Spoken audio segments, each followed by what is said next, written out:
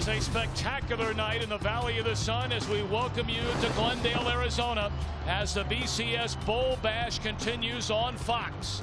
In this sensational first-year venue, Boise State tonight steps onto the national stage, playing the role of David, trying to take down Goliath. Oklahoma, after all, is the winningest college football program in the nation since World War II. And they are the heavy favorite in this Tostitos Fiesta Bowl game. The Broncos' journey to this night started with the leap to Division 1A in 1996, but for the dean of Boise State football, Lyle Smith, a winning tradition started in 1946 under his leadership. One can only imagine, after 20 straight winning seasons and later the athletic director, at now 90 years young, what Coach Smith must be feeling as his beloved Broncos become the first school ever to win a junior college championship, a Division I AA championship, and now play in a BCS game. Here come the WAC champion Boise State University Broncos.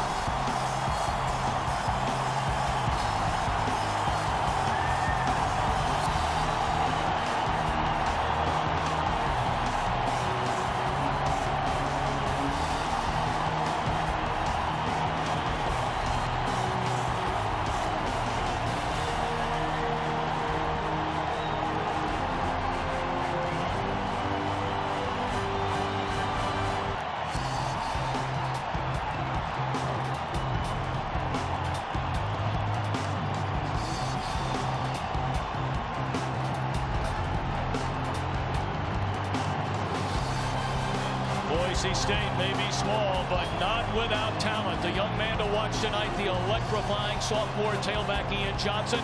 He led the nation in scoring and touchdowns. His head coach, Chris Peterson, is standing by with our fourth man in the broadcast booth, Chris Myers. Tom and Coach, your team, America's underdog, the little guy. Do you feel like you're playing for more than just Boise State here? Yeah, we're playing for a lot of things. We're playing for the city of Boise, our university, the state of Idaho. And anybody else out there that thinks they might not have a chance, we're playing for everybody. Undefeated, but you said you hadn't seen anybody as big and as fast as Oklahoma. What's your approach? Yeah, they are. They're an excellent football team. They got great tradition and history. We're just going to play hard. We're going to leave it all out here on the field tonight. Thanks, Coach. Happy New Year. Happy New Year to you, too. Thank you. Tom? Thank you very much, Chris. And while Boise State wears the color blue, Oklahoma is blue, as in the blue blood crown of college football.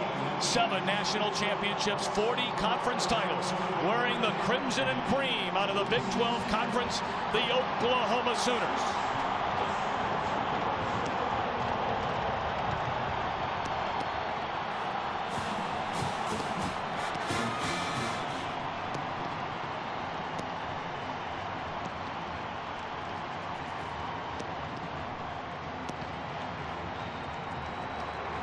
For the first time in nearly 3 months, All-American running back Adrian Peterson will take the field after breaking his collarbone.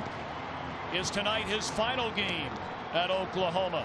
For head coach Bob Stoops, what a masterful job with this young OU team. They come into this Tostitos national champion Fiesta Bowl game having won 8 consecutive games.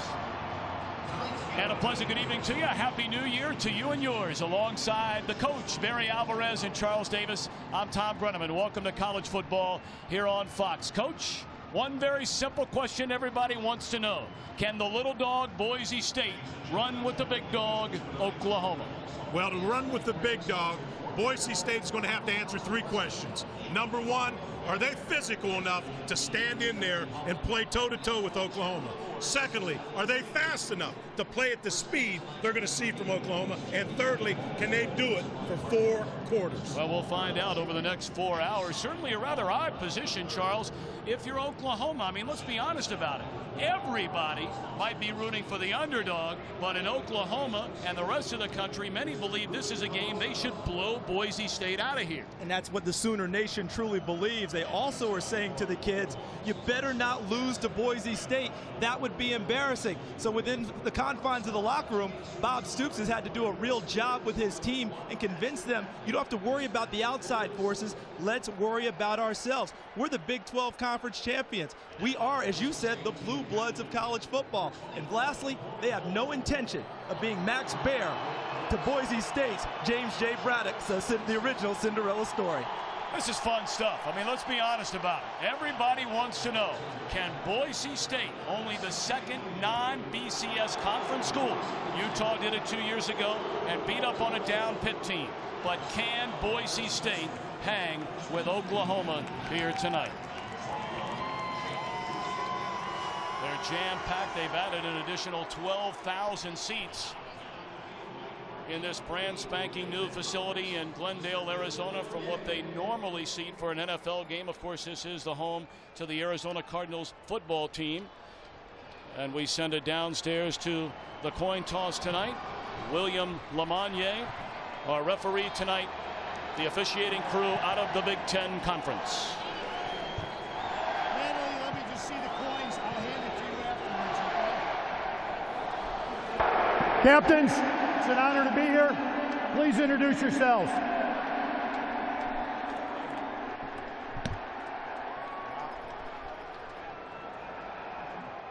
The coin with the Tostitos is heads. The backside with the team logo is tails.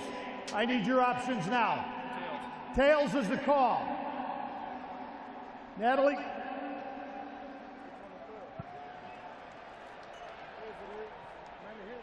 It's come up tails. Boise State, you've won the toss. Boise State's won the toss, deferred to the second half.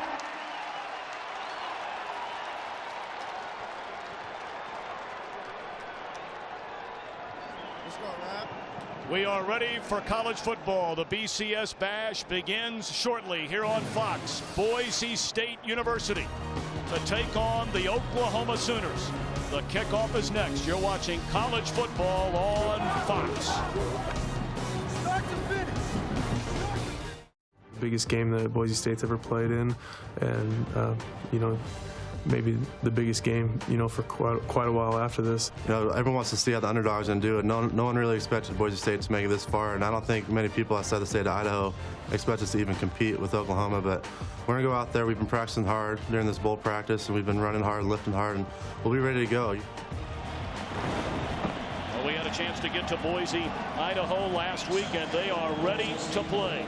Fox Sports welcomes you to the Tostitos Bowl Bash. Tonight, the Tostitos Fiesta Bowl from Glendale, Arizona. Boise State University against the Oklahoma Sooners. Boise State winning the toss, deferring to the second half. Number 3, Reggie Smith. Number 9, Joaquin Iglesias.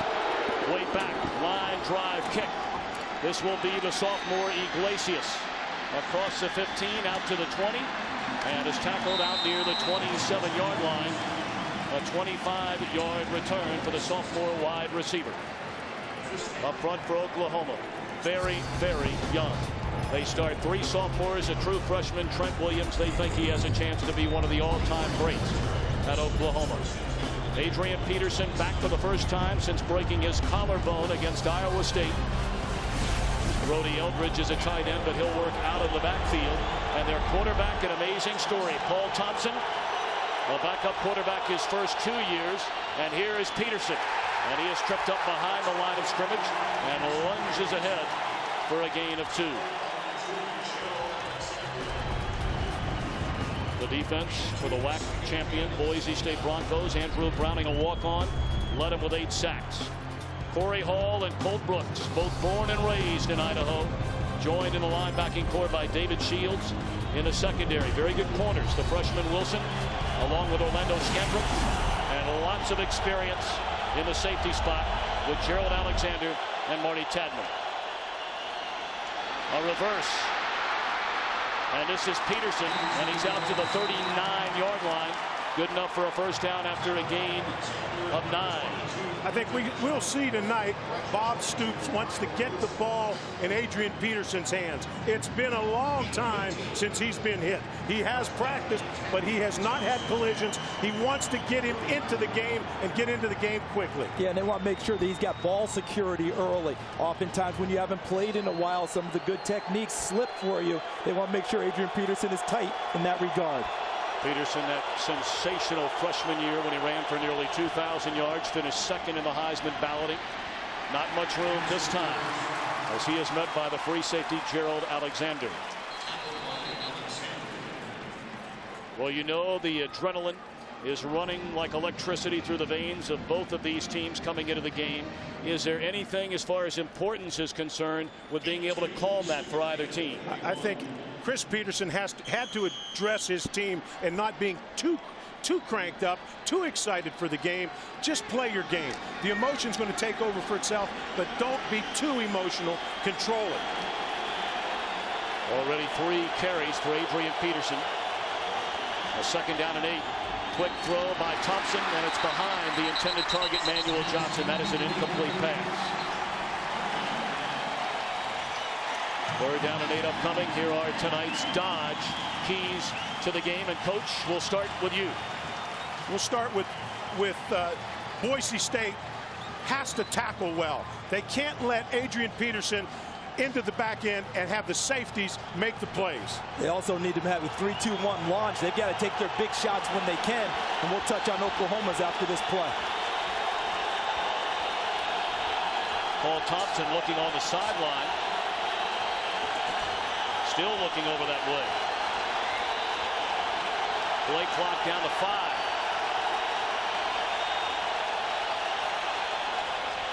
They just do get it off. Good protection for Thompson. And it was tipped at the line of scrimmage and nearly intercepted by Hall. So how about the opening stand after a first down from Oklahoma by this Boise State University defense? Well, that's exactly what Boise State needed. Coming out of the gate early, coming out strong on defense. Adrian Peterson didn't gash them for a big play. They stopped them and forced a punt. We saw a little bit of the emotion come into the game. Manuel Johnson with a big drop early. They could have been a first down for Oklahoma. That should give them a lot of confidence after that first series. Michael Cohen to punt. Marty Tadman back at his own 15, races up to make the catch, and he is leveled by DJ Wolf on special teams. 34-yard punt, 3-yard return. Let's get back to those Dodge keys to the game and address the Oklahoma Sooners. Yeah, when we talk about, Coach, talk about tackling well for Boise, 3-2-1 launch, go for the big plays. Oklahoma, don't give David the stone in a David and Goliath matchup. Don't give David the shot at you. And then communicate on defense, because we'll see a lot of shifts, a lot of motions, a lot of different sets and personnel from Boise State early. Oklahoma can't be confused. They have to be able to play against all of that and still be aggressive on defense.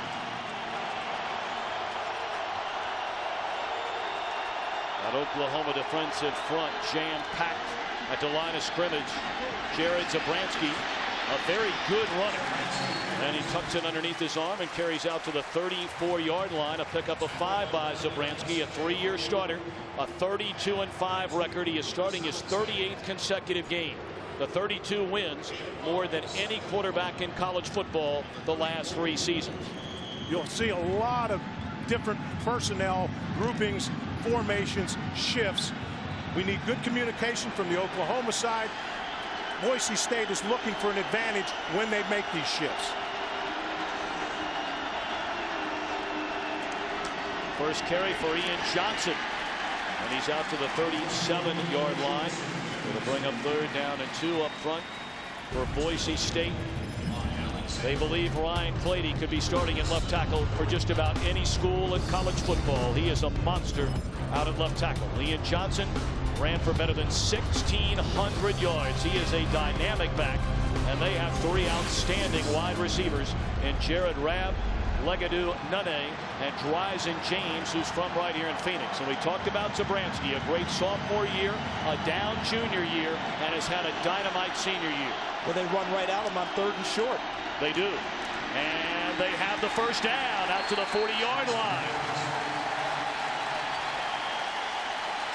For those that believe Boise State, oh, they're another school out of the WAC that throws the ball 40 or 50 times a game, don't be fooled. they average more than 2-to-1 run to pass as far as yardage is concerned. That's why I thought that was significant on that play, guys, because Boise State, many people think they're just going to try and trick you and fool you. They like to run at people. That will give them a lot of confidence picking up that first down.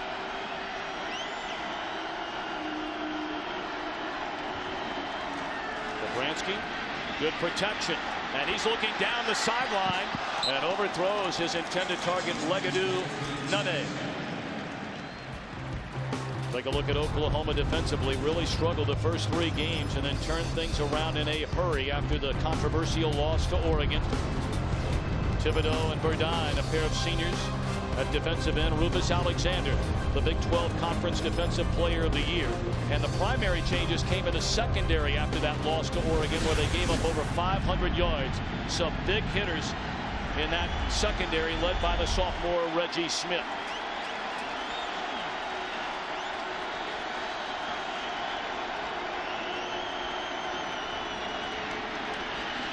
Bransky looking around. Dumps it off to Ian Johnson, and he is tackled immediately. They'll spot it at the 44-yard line. Coverage and tackle by Zach Latimer. One of the big question marks and the biggest surprises for Boise State this year was the offensive line. They've started out very strong in this game. You don't see anyone running free in the offense or the defensive front for Oklahoma. They're covering everyone up. Did not expect them to be intimidated coming into this game. Thus far, they have definitely not been.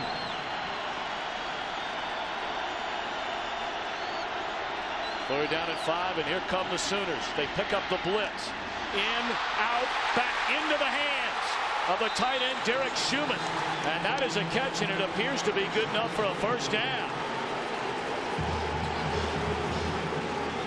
I think he gave him the spot across the 50. Because of the bobble, I thought that he had a first down for sure when the ball first hit his hand. See Schumann right there, but on the bobble, now he's going to move backwards.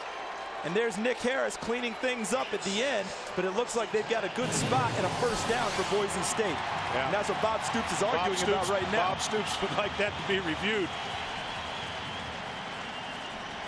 Movement How about this everywhere. Shift? Look at this. That's offensive lineman down here at the bottom of the screen. And we're going to take a look. We're going to review that spot. See, and this is unfortunate for Boise State, not just in reviewing the spot, but they came right back with a trick play and a trick formation. We have a coach's challenge on the previous play on the forward progress spot for the first down.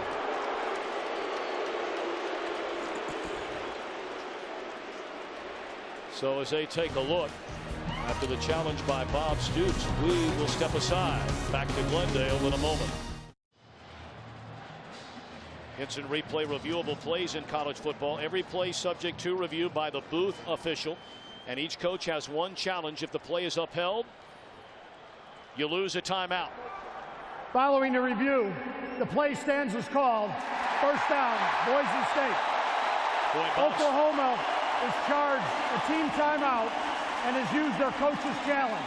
Bob Stoops must wonder, is he ever going to get a break from an official? Of course, you go back to that controversial loss at Oregon game. But look where he has possession, right there. And then when he's tackled and moved backwards by the safety Nick Harris, that's the spot Oklahoma wants. But forward progress gave them the first down. The challenge actually helped Oklahoma because Boise State came out with a wild formation. Maybe Oklahoma wasn't ready to adjust to it, so the challenge actually took the place of the play being run. Drive started at Boise State's 29-yard line. It's 1st and 10 from the Oklahoma 49. Play action, and Zabransky looking for it all. Wide open in the end zone. Touchdown, Dryzen James.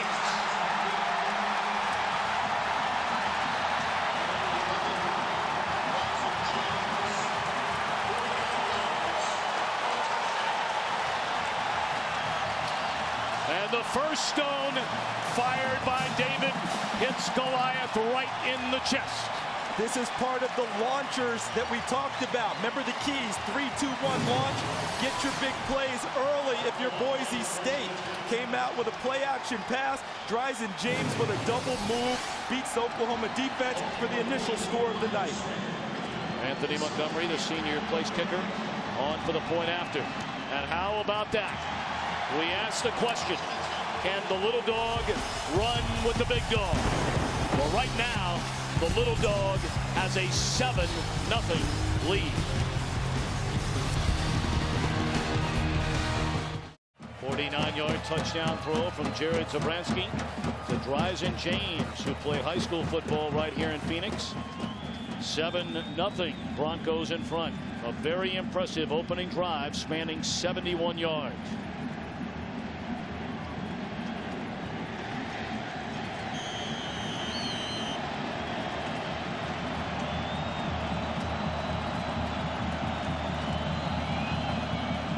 And the left-footed kicker Montgomery puts foot on leather, and this will be Iglesias from the 9.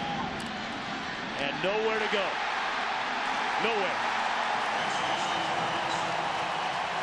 Austin Smith on the tackle. For more on Jared Zabransky, let's send it downstairs to Chris Meyer. Tom, Jared Zabransky's a changed man, not shy about talking about going to a psychologist back in the spring. He said he had anxiety problems, and the guy helped him, broke him down to deprogram bad plays, negative thoughts, slowly build up positive things that happen. He said he not only noticed a change in his own life and on the field, but he said his teammates around him started responding to him differently, believing in him, and trusting Jared Zabransky. Chris, thank you very much. So Oklahoma begins its second offensive series from its own 11-yard line. Thompson play action. Under heavy pressure, the ball is loose.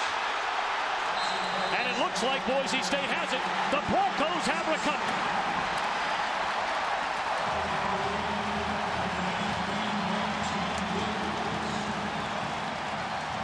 Mike T. Williams stripped it. And he recovered. He's their best pass rusher. Watch him coming from your right. Just runs over Joe John Finley, pushes him back into Paul Thompson, strips the ball, and recovers it. He's not a starter anymore because they said he's not consistent enough. But when it's time to rush the passer, number 93 will be on the field. Look who's right in front of him. Corey Hall is standing there, really pulled him up, made him pull up, and let Williams strip the football. I say they go after it right now. Momentum's all on their side. Take a shot at the end zone first play. And look at the top of your screen. Wide receiver in isolation. They're going to hand it to Ian Johnson. And he's inside the 5, down to the 2-yard line. If you're Bob Stoops right now, you're thinking, I've got to settle my football team down. Let's not panic. Let's not get out of control. Let's play. Let's get back into some type of a rhythm here. Settle your offense down so when they come back out on the field. You hear it all the time in basketball. Weather the early storm. You knew Boise would come right at them, and Boise would like to punch this in right now, obviously, with the run game. 3 tight ends in the game. They hand it to Johnson into the end zone. Wow. I'm not sure those are the words of Bob Stoops. Now that, I'll tell you what now, they responded to that. I thought we'd see an Oklahoma defense come out there and bow up. I didn't see it. That was pretty easy. What I liked about Boise State on that series was the mindset. Everyone thinks we're the little guy, that we can't run the ball against the bigger guy. We just ran right over you on 2 plays and went to the end zone. Mentally, that's huge for Boise State. 2 touchdowns for the Broncos, spanning 1 minute and 38 seconds. Goodness gracious. This is Boise State University Bronco football. They lead 14-0. Can't wait for that one 1 week from tonight. Right here on Fox. Number 1 Ohio State taking on number 2 Florida. 14-0. Boise State in front. That one bouncing into the hands of Smith. And again, great kick off coverage by Boise State. Just a 7-yard return.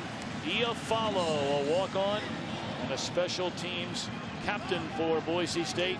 And certainly that brings a smile to the face of the legendary Lyle Smith. Boy, did we have a wonderful visit with him in Boise, Idaho last week. The man in the blue fedora who put Boise State on the map starting as Boise Junior College when they won the Junior Rose Bowl under his tutelage.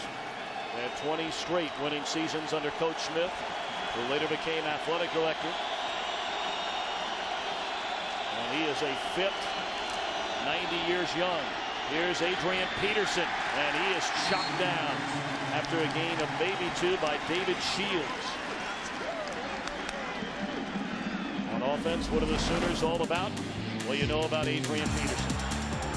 Only played this season in 6 games and still rushed for nearly 1,000 yards. The quarterback, Paul Thompson, a wide receiver last year, and became the quarterback when preseason practice began. And his favorite target, the sophomore sensation Malcolm Kelly, who has 62 receptions to lead the Sooners.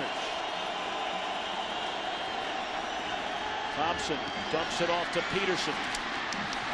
He breaks a tackle and then brings it out close to a first down. We'll see depending on the spot.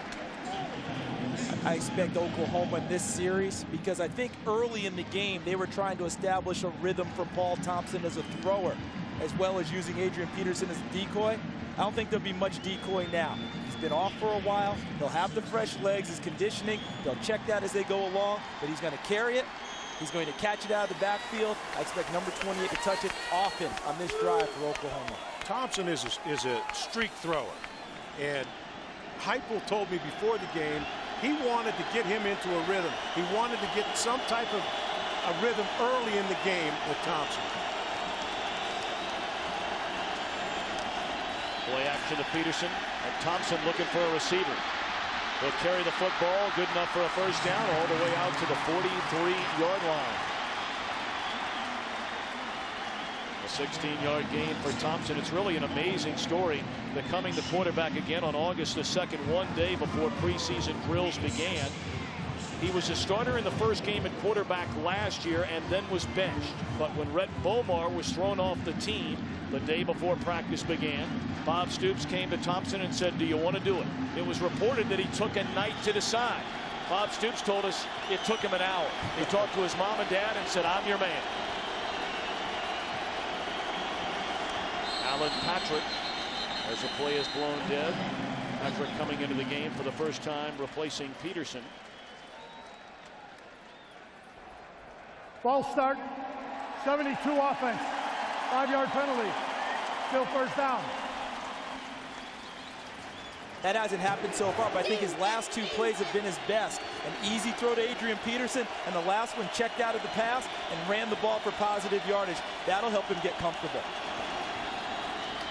This is Alan Patrick, and he is hammered at the line of scrimmage by the WAC Defensive Player of the Year, Corey Hall. Well, for those of you just tuning in and wondering, how big is Oklahoma winning? Well, guess what? They ain't. It is 14-0 Boise State. A 49-yard touchdown throw to Dryzen James. And then after the fumble by Thompson, back-to-back running plays, and Ian Johnson danced into the end zone. 14-0 Broncos in front. They scored 2 touchdowns within a minute and 38 seconds.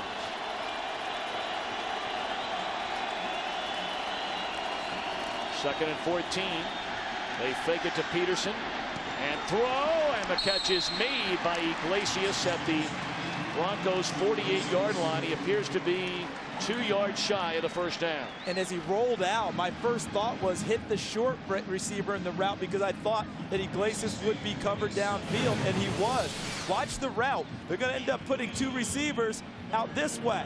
Paul Thompson looking, the short guy's wide open. He takes a chance downfield, and Iglesias does make the catch. I got to tell you, Kyle Wilson sat all over that ball. He made the break for the interception, and he was right there. But an excellent throw. He drilled it in there. 3rd down and a yard. And they pitch it to Peterson. Very, very close. It looked like that final lunge forward was good enough for a first down, and it is. I'm impressed with Boise State's defense. Every route that has been thrown, They've had very tight coverage in the back end. Paul Thompson has had to bring the ball down. When the ball is pitched or handed off, you have a defense that's running to the ball. You don't see anyone on the ground. You see a lot of people around the football. Well, they held 7 opponents to 14 points or less this season. And against the run, they had the 8th best defense in college football. Inside handoff to Patrick. And he is leveled at the 41-yard line again by Corey Hall. Boy, we will call Hall's name time after time after time all night tonight. Let's take a look at the all-whack player number 25, Corey Hall, skating. See him right there, inside out. Perfect positioning for a linebacker. And Coach, what I liked about it was the defensive line covered for him. They took up all the gaps. That meant no blocker got downfield to Corey Hall, so he could run free to the ball and make the hit. And he exploded when he got there. Yes, he did. He's a football player. Loves to play the game. He's the leader of this squad. 2nd down and 6. Play fake to Patrick. Thompson looks down the middle of the field, and it's underthrown to Kelly. And who came down with the ball? Incomplete. Marty Tadman, Orlando Skandrick, right there with Kelly. But if that ball is thrown to the near side, this is 6. Exactly. This ball thrown, if it's thrown over here, meaning then Malcolm Kelly could run under the football. You nailed it right from the start, Tom. Underthrown. If he throws it out there, that's 6. That's a lost opportunity for the Sooners. 3rd down and 6. Thompson was in the shotgun formation. Again, now peeking over to the Oklahoma sideline. Thompson's getting his signals from the sideline and making a call according to the defense. Play clock at 1. They just got it off. Thompson caught by Iglesias. 1st down, Oklahoma to the 22. Let's take a look at, you see Thompson over the football, up under center, and then he backs off. If you notice, he's looking to the sideline.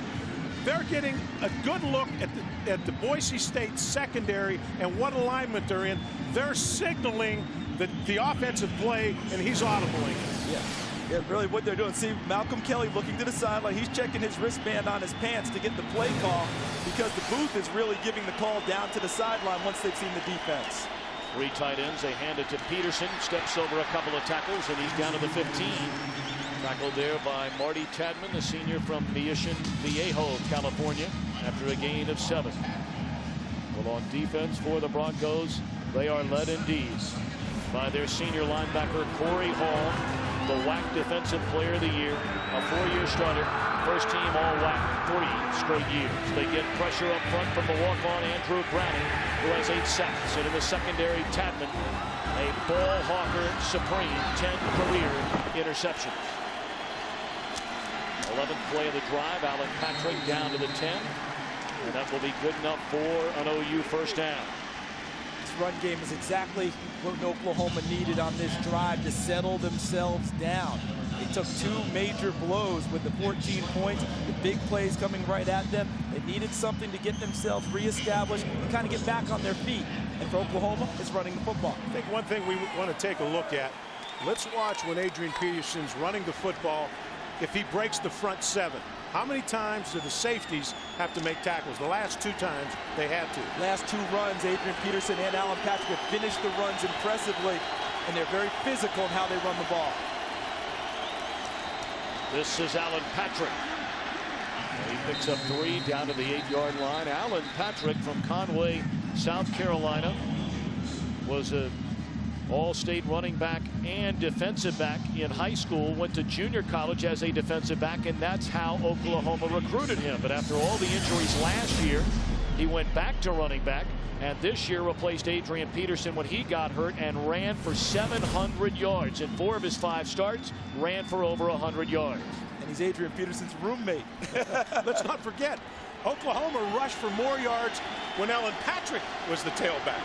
He actually got more carries during that time frame. 2nd down and 7. Thompson to throw to the end zone. Flag comes down. That'll be whistled against Kyle Wilson, the redshirt freshman, trying to stay with Malcolm Kelly. Big size disparity there. Malcolm Kelly, 6'4", almost 220 pounds. Kyle Wilson, 5'10", 186. You know Oklahoma likes that matchup, giving Kelly a chance to be physical and running his routes. I'd say one thing to take a look at. That's the second time we've seen Kyle. Pass interference, defense, number 22.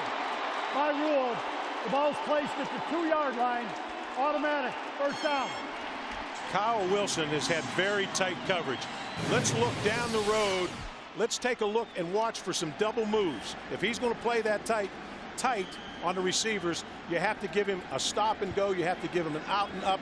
Give him double moves. Go for the bomb if he's going to try to play you that tight. And Malcolm Kelly wearing the latest in fashion apparel, number 22 in Boise State white.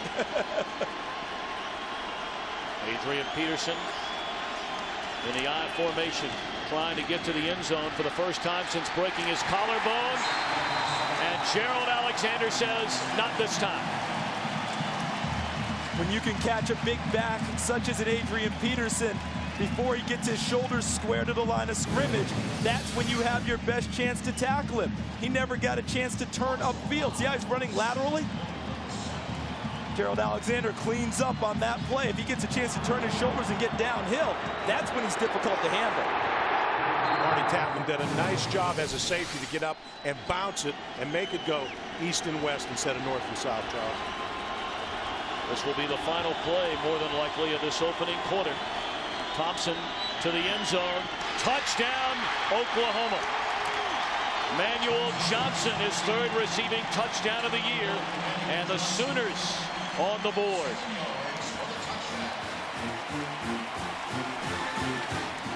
I believe they came right back at Kyle Wilson, guys. After the pass interference, they gave him one play off and said, okay, let's see where his confidence is right now. We'll run another receiver at him.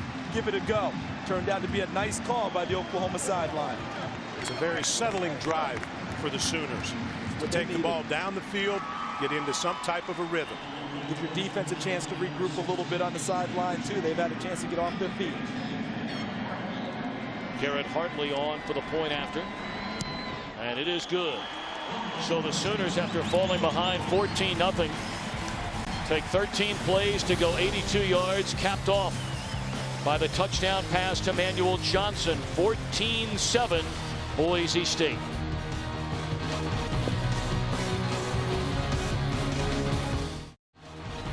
Touchdown reception by Manuel Johnson, coming from Paul Thompson. The Sooners have cut the Boise State lead at half.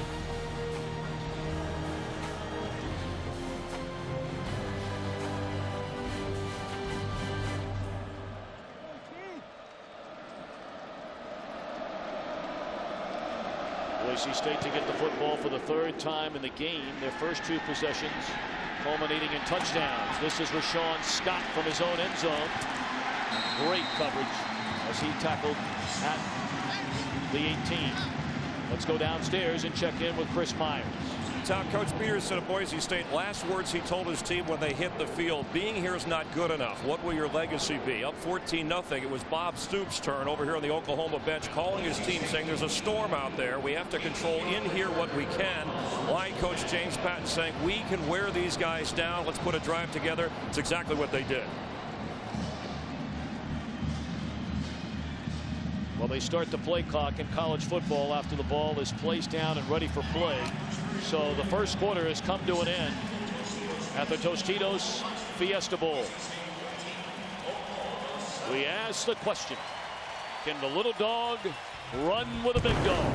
They're at the quarter pole, and it's 14-7 Boise State. We're back after a word from your local Fox station. 14-7, Boise State in front of Oklahoma at the end of the opening quarter. Now the senior three-year starter Jared Zabransky brings his team to the line of scrimmage. Their third possession will start from their own 18.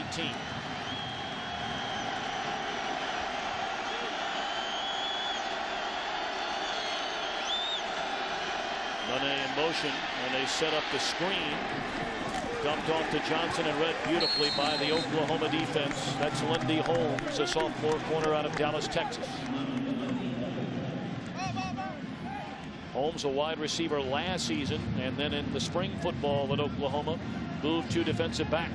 I think this is a really important series for Oklahoma defensively. They've had a chance to rest and relax, watch the offense go to work. And if I'm Boise State, I continue to use my shifts and my motions to try and make them less aggressive. From Oklahoma, now's the time to get aggressive and attack Boise State. Got to look at Brent Venables, the associate head coach and defensive coordinator for the Sooners. Here comes a blitz. They pick it up. Zabransky fires to Nunne to the 35. And he's out to the 36. They'll move the chains. Well, we wondered early on, Coach Alvarez, could Boise State handle what has become very much a blitzing Oklahoma defense? So far, so good. Again, look at the protection, the excellent job that the offensive line and Johnson does picking up a blitzer, giving Zabransky time to deliver. That's an Oklahoma defense that ever since the Oregon State or the Oregon game has come on and played super. Sooners with 9 sacks in the last 3 games, and a big hole for Ian Johnson. And the sophomore out of San Dimas, California, who rushed for better than 1,600 yards this season, has a gain of 16. Boy, he is some kind of player, and what a great kid. Look at the gap. See the zone blocking, pushing everyone to the left. Now he's got the gap straight up field, and with his vision, able to step outside and get even more yardage. Like the way the line blocked down to the left, opened the hole to the right for Ian Johnson. It's a power play. Brad Lau, the fullback, kicking out the outside linebacker.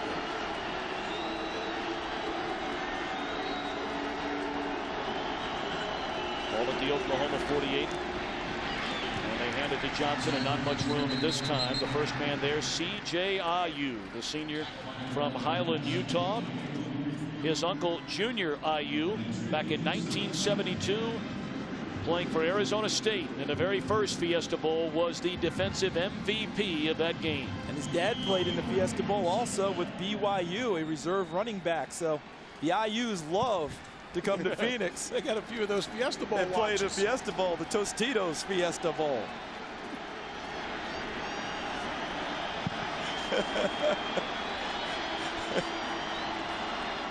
Tight end Derek Schumann split wide to the right, and Zabransky will dump it off to Vinny Peretta. And he slips out of the tackle of Lendy Holmes and then stepped out of bounds at the 45-yard line. Peretta's developed into a multifaceted weapon at both wide receiver and running back. I like the way Boise State has come out. I was a little concerned after watching some practice of all the contact they had. Chris Peterson was trying to get that team ready to match the physical ability that he was going to see at Oklahoma. And I tell you, he has them ready. Yeah, we wondered if maybe they hit too much, maybe took some legs. Thus far, the answer's been it's been answered. They're ready to play. Need not worry. No. 3rd down and 7. It's like Oklahoma wants to come after him. Zabransky fires high and through the hands of Marcus Walker, the junior Oklahoma quarterback. Jumped just a little bit too soon and couldn't stay in the air. Marcus Walker, number 24, saw the pass and it continued to sail. If he had timed his jump a little bit better, that was an easy pick for Oklahoma. It's a big series for the Oklahoma defense. They gave up a couple first downs, but getting settled. You know, I like Boise State still staying aggressive with their motions and their shifts and still running the offense that they came here to run. But Oklahoma seems to be settling in a little bit now. Kyle Stringer on the punt. Angling toward the sideline, and that's where Reggie Smith will signal for the fair catch, and Oklahoma will get it at the 15-yard line after a 30-yard punt. 14-7, Boise State at the Tostitos Fiesta Bowl. We're back in a moment. The Tostitos game summary. Oklahoma dominating in time of possession. The Broncos leading in total yards, and the Broncos lead on the scoreboard 14-7. A big turnover by the quarterback Paul Thompson led Boise State to an easy second score. Sometimes, just like in baseball, outfielder Marcus Walker saying, I couldn't see it in the lights, the glare of the lights. That's how he missed the interception on 3rd down that led to the punt.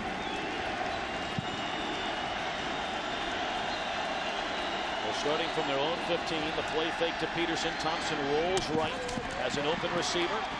Throw on the money, and the catch is made by Manuel Johnson. That'll be another first down. Nope, just short. We talked earlier about Paul Thompson getting into a rhythm. They wanted to establish him as a thrower. The last drive helped do that because the run game became a little more prevalent, allowed him to make better, easier throws. And you notice on the rollouts, even though it's cutting the field kind of down into a third, it's an easier throw for him. He's got a receiver out there, he puts it on the money, and they get a chance to almost move the chains. Call it second down and a foot.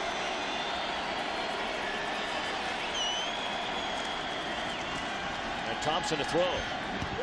Good enough for a first down. Out to the 34-yard line. Catch made by Dane Zaslow. He's only touched the ball 6 times all year. Let's take a look at that last possession. Set, 2 runs, and a touchdown by Thompson. One run we didn't see in there was a run by Paul Thompson, darting up in the pocket, gaining about 13 yards, helped open things up. That was an 82-yard drive, 13 plays, took 7 minutes off the clock. That shows you the confidence on that staff, or the confidence that that staff can exude and give this team composure to answer a 14-point deficit. They had to add a little bit of time to the game clock. That's what Bill Lamonier was talking about. There you see the numbers on Thompson, who threw for the 5th most touchdowns in a season in OU football history. Of course, for many years, all they did was run the wishbone. Peterson carries across the 40 to the 41-yard line. Really, the rushing numbers a bit on the misleading side. You talked about the 13-yard run by Paul Thompson. Thus far, Peterson is averaging less than 3 yards per carry. Patrick, 4 carries, 12 yards. The one good thing I am seeing from Oklahoma, I don't know if you're seeing the same thing or not, Coach, is they're starting to finish these runs off. Because now I'm seeing them become a little more physical downfield when they get to the 2nd and 3rd level, and they're starting to really initiate the contact with the tackle. I tell you what I'm seeing some seams in the offensive line. The offensive line creating some holes. Play action again into the far side. The catch is made by rarely used wide receiver Quentin Chaney. And the first down to the Broncos' 48-yard line, a gain of 11. You know, when you look at things from Boise State's perspective, they want to stay aggressive offensively. But Oklahoma's now answered after the early storm that was generated by Boise State's offense, defense, and special teams in covering. Boise State's got to stay with it now because Oklahoma's coming back at them. They've got to stay with it. Boise's doing a nice job. They're giving nothing big, making them earn everything they get. Part of their defensive game plan. Thompson a throw down the middle of the field and overthrows. A flag comes in. That was an uncatchable ball. And then contact made by the cornerback Orlando Scandrick on Quentin Chaney. So many times you see a defensive back panic with the ball in the air. He was in great shape. It's not a well-thrown football. He panicked and went after the receiver. Pass interference, defense, number 8, 15-yard penalty. Automatic. First and again, down. to repeat, in the college game, it's 15 yards from the spot. 15 yards for the spot if it's longer than a 15-yard penalty. Yep. Anything up to that, it's a spot foul. But you're exactly right, Coach. He panicked because he doesn't play the ball. He played the receiver. Exactly. He ran to where Quentin Chaney was. Instead of going to where the football was, he might have had a chance to go after the ball. And Quentin Chaney, he's caught 2 balls all year. One pass coming into this game. He just caught his second a moment ago, and they were looking for him going to the end zone. Hey, Quentin Chaney's just saying, hey, I'm part of the game plan now. Put me in, Coach. I'm ready to play.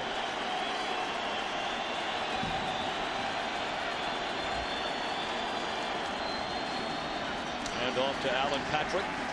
Followed up at the line of scrimmage.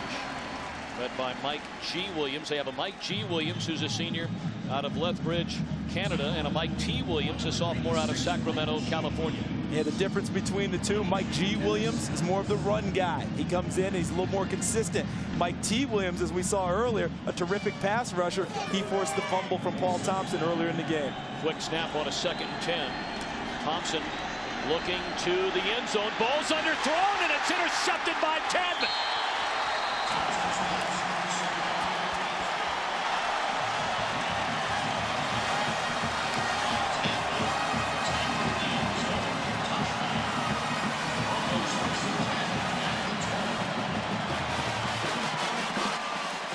second turnover of the game by Oklahoma. Again, the open receiver Iglesias underthrown. Tadman went and got it. Just a spectacular venue here in Glendale, Arizona. A sellout crowd, and of course, a week from tonight, we will play the BCS Tostitos National Championship game between the Ohio State Buckeyes and the Florida Gators. And we'll have it for you right here on Fox. They won't have to change colors much here. The color's pretty similar for the next two teams coming into play. Well, after the turnover by Oklahoma, Boise State starts this drive from its own 20. Ian Johnson looking for room to run, and nothing there. A gain of 1. Earlier this year, Oklahoma played against Nebraska in the Big 12 championship game. And what they saw from Nebraska is similar to what we're seeing tonight from Boise State. A lot of motions, a lot of shifts, different formations, personnel. But when you talk with the Oklahoma coaches, they said the Nebraska guys got away from that as the game went on. I expect Boise State to continue to do that throughout the ball game, wanting to try and find a little bit of an edge and keep Oklahoma from being as aggressive as they normally are on defense. That's part of their package, and they won't go away from it, Charles.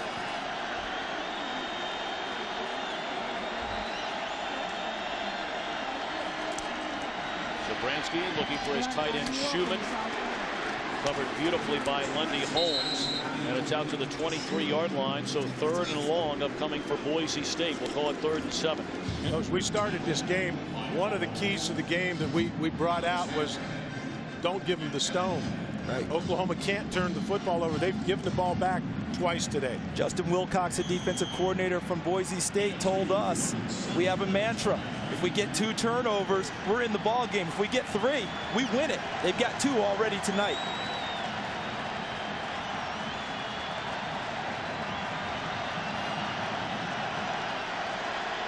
3rd down and 7 for the Broncos. They need to get to the 30. Blitz coming. Zabransky dancing around, fires, and was the catch made by James? No. And James going to argue.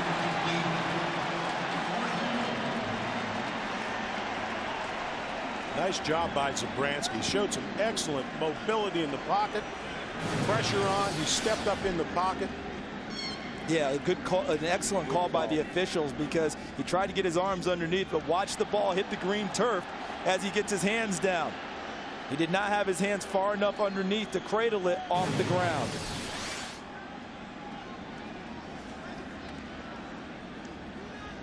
Well, Boise State taking its time to get into punt formation so their coaches upstairs can have a look. Interesting to me so far, the biggest plays Boise State has had in the pass game have come against Oklahoma's blitzes. Versus their regular zone looks, they've been able to throw underneath, but Oklahoma's run those plays down. The punt by Kyle Stringer. And this is Reggie Smith from the 27. Smith cuts it back to the inside and close to midfield. He's tackled in the 49-yard line. Spectacular athlete Reggie Smith is at the 13-yard return. Oklahoma in business.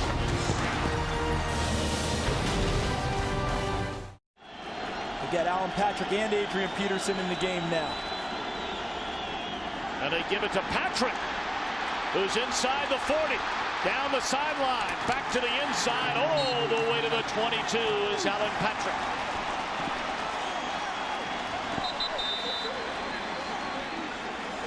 The top of the game, we talked about having erasers, erase mistakes because of tackling. Watch Alan Patrick, a huge hole, but then he makes the first guy miss right there. That was number 22, Kyle Wilson, and look who is downfield helping assist with the blocking, number 28, Adrian Peterson. With Peterson in motion, faking the reverse play, Mike T. Williams had to sit outside, creating that scene. 30-yard run by Patrick, who goes to the sideline in favor of Adrian Peterson. And really pretty quiet thus far for Peterson. That's 9 carries for less than 30 yards. See, I think here what's happening with Oklahoma is with Boise State, they're swarming Peterson in the run game, which you would expect because when he's on the field, he'll attract all the attention. But I think these are the runs that will pay dividends later on because I think they're really close in this run game to popping Adrian Peterson. I'm starting to see the line move a little bit more as we continue to go in this game.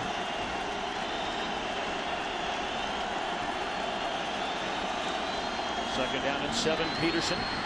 Down to the 15-yard line. He'll be a couple of yards shy of the first down, tackled by Nick Sleckaway. That's the thing that I see, Charles. I see offense. I see some seams. I see Peterson just a hair away from high-stepping through some trash, getting into the secondary. But I see some seams being created as this game goes along. And as the offense stays on the field, that offensive line from Oklahoma can wear down a defense. All right, on a third down and 3. You've gotten in trouble in the passing game, or you're running on third down. Well, you got two choices here. You put him on the edge and throw it, or you tell them you have 2 runs at 3 yards. 4 down territory, 2 runs. Well, they pitch it to Patrick, and they're going to have to make a decision because he appears to be a yard shy of the first down. All right, you going or you kicking? I'm going right now if I'm Oklahoma. It's only a 7-point game. The last couple times we've had a little trouble, one time throwing an interception. I'm going. I think it was 4 down territory to begin with. He picked up a half yard. It's 4th and 2. If it's 4th and 1, I think you go ahead and go for the fourth. Go for it on 4th and 1. 4th and 2. Is that a full 2? Looks like a full 2. It's a full 2. Go ahead and take the points. That's why you've won 3 Rose Bowls, and that's why I'm just sitting up here announcing ball games. Well, he's sitting up here now. I was waiting to see that spot. 31-yard field goal try by Garrett Hartley out of the hold of Hayes McEachern. And the kick is good. So rather than go on 4th down and 2, Bob Stoops will take the points. 5:38 to play until halftime. Oklahoma within 4. We got a ton of guys that walk-on type guys, guys that didn't really get any offers anywhere else, and I think that's kind of what our program's all about. Football's not all about size and strength. It's about heart and desire and being able to get things done. And Boise State's always been able to recognize that, hey, just because you don't look like a football player doesn't mean you're not a great football player. Certainly the Oklahoma Sooners finding that out through nearly a quarter and a little more than a quarter and a half here at the Tostitos Fiesta Bowl. 14-10 Boise State with 5:38 to play until halftime.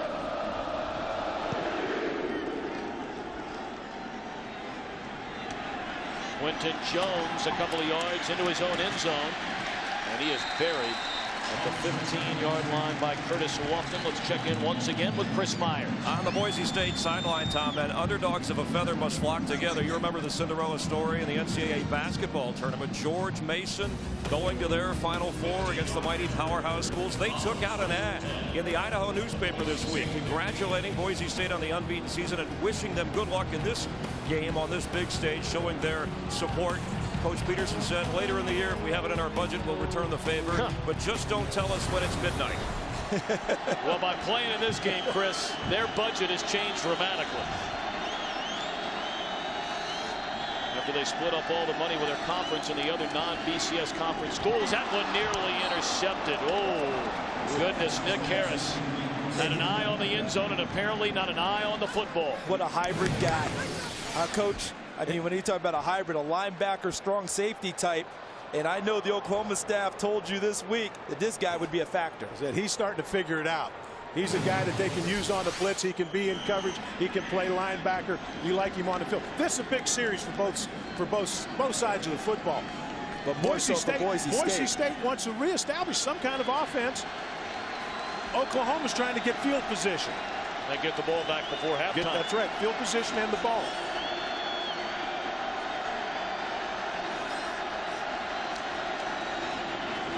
Flags come down. There was early movement.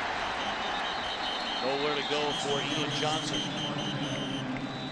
But offsides will go against Oklahoma. Yeah, they're hoping they caught them in the neutral zone and got the snap in time.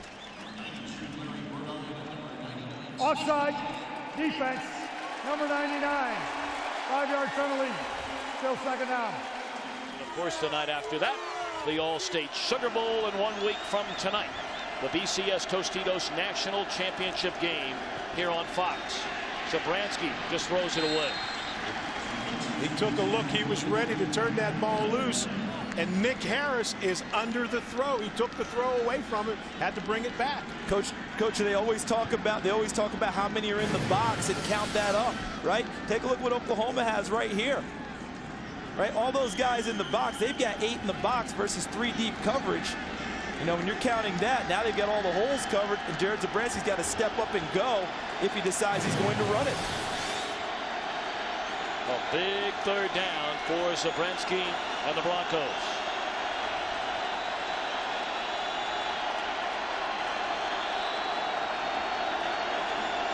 Blitz coming.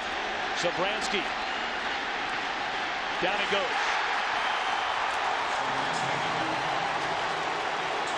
That's a Big 12 Defensive Player of the Year, Rufus Alexander, a loss of 6. Early pressure by Lewis Baker. Watch coming from the right side of your screen, number 16. There's Baker. He misses. Then he steps up. Then he's missed a second time by number 92, Larry Burdine, before the Big 12 Defensive Player of the Year and All-American linebacker Rufus Alexander wraps him up. That's team speed on defense. People keeping their feet, staying after the ball. Zabransky doing a good job of moving around, but he just couldn't get away from that speed. I think he's got to learn to move and go. Take off and sting them downfield. If the longer he stays in the pocket, the more guys get after it. Stringer punts from the goal line and a booming kick all the way back to the 35-yard line. What a great punt that was. 51 yards from the senior out of Humboldt, Texas. Our dramatic overhead shots of tonight's Tostitos Fiesta Bowl provided by the DLP Ultimate Picture Cam. DLP is the official HD TV of the BCS on Fox. DLP, it's amazing. It's the mirrors. That last series, the last blitz, something sticks in my mind about Oklahoma's defense. When they think they've got the advantage, they tend to come after you. That's what Brent Venables did, and it worked quite well for the OU Sooners. Quentin Chaney in at wide receiver again. Thompson flushed out of the pocket, and a flag comes down behind the line of scrimmage. Thompson chased out of bounds at the 40, but this one more than likely coming back. Let's send it downstairs to Chris Myers. Okay. Do you want to come back and finish it with Ging, who's out on defense? This will be a hold, it looks like, against Oklahoma. We'll get back to Chris Myers after William Lamagna out of the Big Ten gives us all the particulars. Holding, 50 on the offense, 10 yards, previous spot, still first down. Now let's go downstairs to Chris Myers. Yeah, Tom, Malcolm Kelly, top receiver for the Sooners, has not played in the last 2 series. Previous to that, he was hit hard, shaken up, had his helmet off. They thought maybe he suffered from a concussion. He shook it off, said, "I'm okay," but they said, "You're not going back into the game for right now." So that's why we're seeing so much of Quentin Chaney. Chris, thank you very much.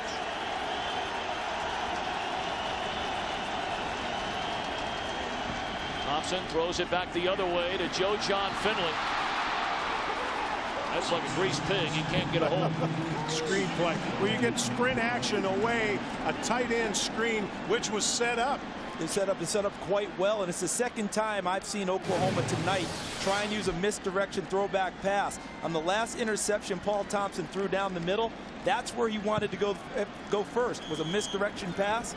Couldn't get it. Then he tried to throw it late down the middle and underthrew it for the interception. On that one, Joe John, if he catches it, he's got some real estate. He missed it 4 times. Even hit him in the mud. And he's a former quarterback. You know, that ball came and he was looking down the field. Oh, he was thinking about the turf he was going to eat up.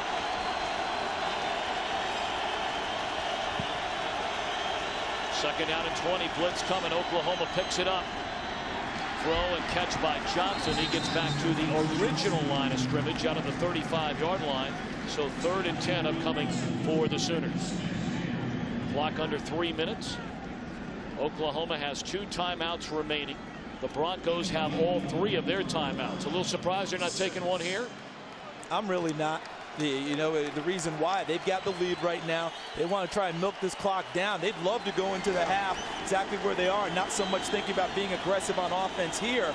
but make sure they hold them on defense at this point. I tell you what, when they get the ball back with any kind of field position, they're not going to sit on it. No, not at all. But right now, they're saying, okay, if they've got the ball, let's just make sure we hold them. Let's not play for it any other way. And now a timeout is called by the Sooners. So Oklahoma has one timeout left. 3rd and 10 upcoming. We're back. Notre Dame has not won a bowl game since 1994. They have lost 8 straight, including the blitzing against Ohio State last year. 1994, was that a bowl game in New Orleans? Was that the Sugar Bowl when they beat the University of Florida? That was it. Where they broke out the white shirts with the green stripes and the green socks and stunned the Gators.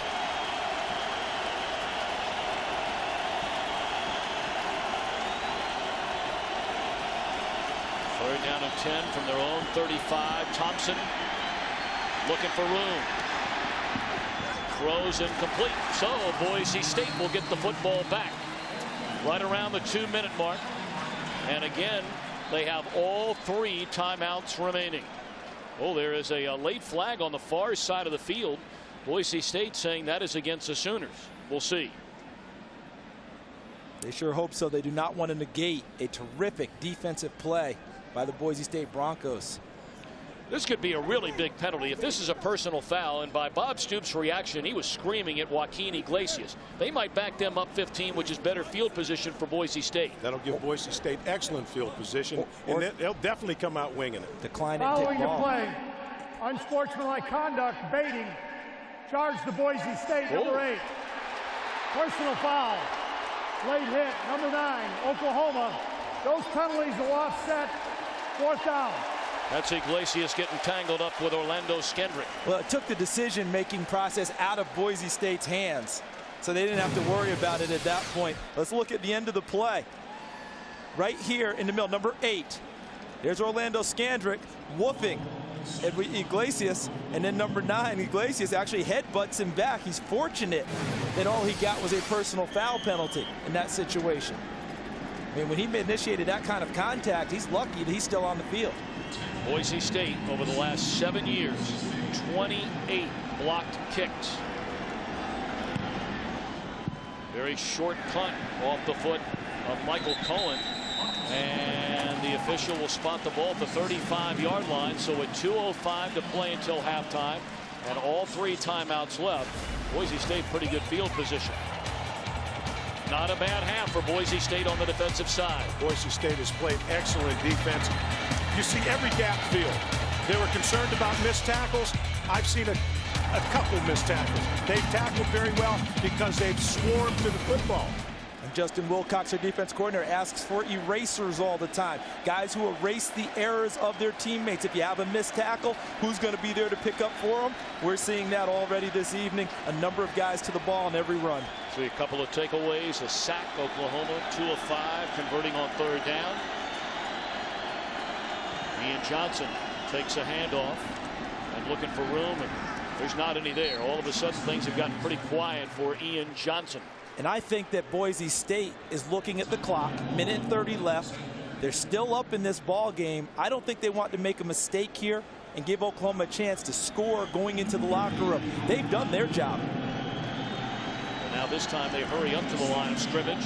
And Zabransky with a wide open receiver at the 47-yard line. That's Gerard Rabb, who's now caught a pass in 26 consecutive games.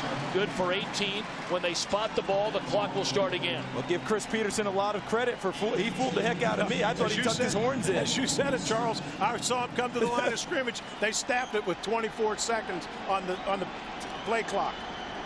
One of the new rules in college football, once they reset the chains, that clock starts back up. It's been a controversial decision. Timeout, Boise State. First team timeout. So that's their first timeout. They have 2 left in this half with 1:06 remaining until halftime. I'm thinking like Boise State's going to come to this game and change their personality from what they've always been, which has been an aggressive, go for it, go 4 down type team, always keeping the pedal to the metal downfield. I'm thinking they're looking up and saying, hey, we're ahead 14-10. Let's not make a mistake. Wrong. Boy, was I wrong on that one. Boise State continuing to attack. Well, I think what you saw on the first play was a run. You naturally think they're going to just try to get out of this half. Especially when it didn't gain much. Get out of the half, but all of a sudden they're back to the line of scrimmage, snapping the ball with 24 seconds on the clock and getting it down the field. We talk about recruiting and where do they find players to come play football. At one of the great winning programs in the country, Boise State. 43 of them from California, 20 of them in-state, and no other state in the country more than 5. In fact, they go north of the border to get 4. You know, it's a great job of evaluating, and it's not 5-star recruits that they're getting.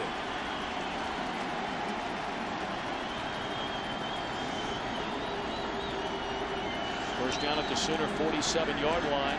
Good protection for Zabransky, and had an open today down at the 25-yard line and missed it. I'm impressed with the protection. Again, you have a full-out blitz. Everybody is covered up. There's nobody on edges. The offensive line is squared up on every blitzer. Zabransky has a lot of confidence in that protection. He's allowed to get some rhythm in his throw and step into the throw. I think the best looking plays they've had throwing the ball downfield have come against the blitz. That's where they've had what appeared to be their best chance for chunks of yardage versus the zone. They've had to throw underneath, and Oklahoma runs those plays down.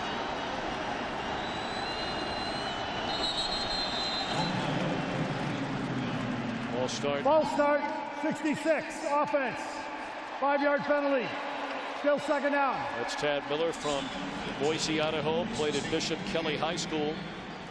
Well, you look at this offensive line during the season, only allowing a total of 17 sacks. And I know the cynics out there will say, yeah, well, who did they play? Well, the bottom line is no matter who they played, they only allowed 17 sacks. Yeah, I don't care if you're doing that against air in practice, you know, and you're just playing two-hand tag on the quarterback. That's impressive. First down, blitz coming. Zabransky steps up, chase from behind, and he can fly. Out across the 40. And down to the 36-yard line. It looks like he has enough for a first down. Zabransky runs about a 4.5 40. He can fly. That's what we've been asking him to do here from the booth, and I know his coaches have wanted him to do that. A 16-yard gain, and what I mean by his coach have wanted to do that, step up, be definite, and run the football downfield against the coverage. That gains them yardage. You don't have to worry about a bad pass. We talked about him moving the sticks with his feet and not always trying to having to throw the ball down the field. You'll make the blitzers more hesitant if you step up and sting them by running the ball into the secondary. Ball down at the 36-yard line after the 16-yard carry by Zabransky. We're under a minute until halftime, and the Broncos have 2 timeouts left. Far side catch made by Rabb, trying to get out of bounds, and does. Down to the 26-yard line, a gain of 9. Again, good protection on a full blitz, man coverage on the outside, an excellent delivery. He's not having to worry at all against the blitz. He's able to actually step into his throws. Normally on the against a blitz, you're not able to get everything on a throw. You're having to move around. He's stepping up and firing. Got the ball out of bounds. You have 1 timeout, 47 seconds. 2 timeouts. Two timeouts. Okay, 2 timeouts. And remember, first downs give you mini timeouts because they have to set the chains. Now they just made a mistake here. Substitution, offense, 5-yard penalty. This is still second down. This is one thing that could happen with all the substituting and all the personnel groupings. 12 people in the huddle when they broke the huddle. It's a penalty. Got to know your personnel groupings in the game, who's in, who's out. Teams work on it all the time, but in a game like this, sometimes you get emotional. They've got a good drive going. They want to score before the half. Someone probably got a little overzealous and cost them 5 yards. And now they back him up to the 31-yard line. You get a look at Anthony Montgomery, who's hit on 13 of 14 this year. His long this season is 40 yards. Zabransky steps away from trouble, throws to the far side, and James cuts it back to the inside. Now to the corner of the end zone. Touchdown! Holy mackerel!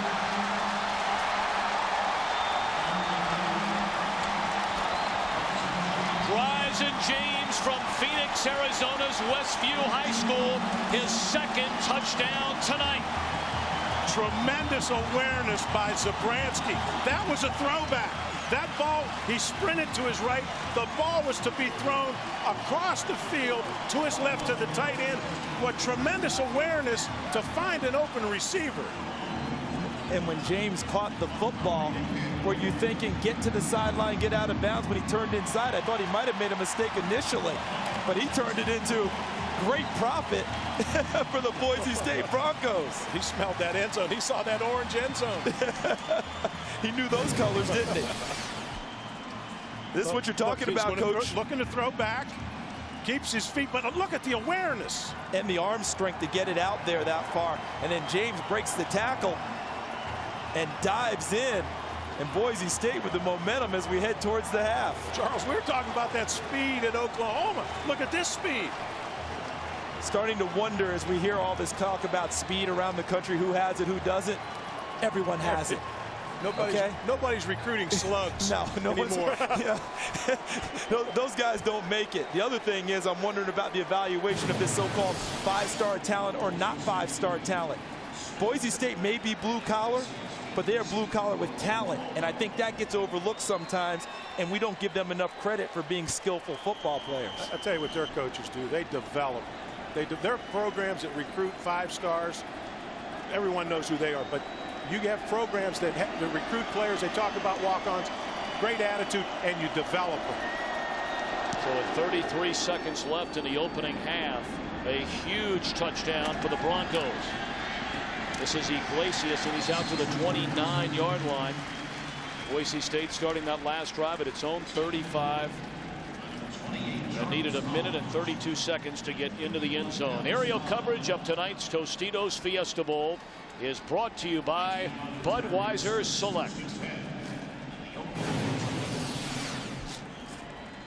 Look at him going for the pylon. He knows where it is, and he knows the ball breaks the plane, keeps his body in bounds, and gets 6 for Boise State. I'm interested to see what Oklahoma decides to do here with 12 seconds. Run the ball inside, get the heck out of here. And Boise State, watch how they leave the field at the end of this half.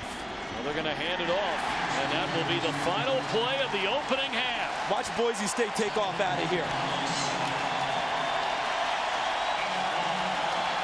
The Boise State University Broncos have come to the desert, and at halftime, an overwhelming underdog coming into this one against Oklahoma.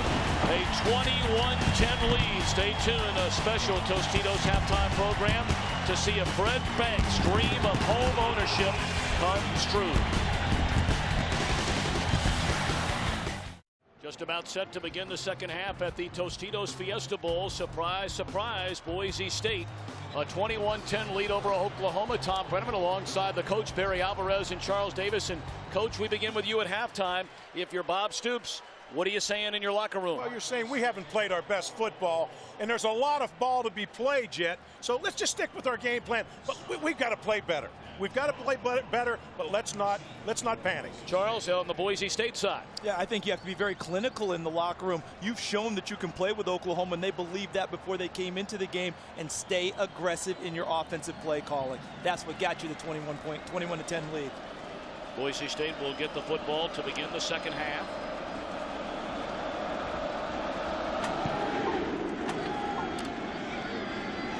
And this is Rashawn Scott letting it bounce into the end zone, so Boise State will put it in play at the 20.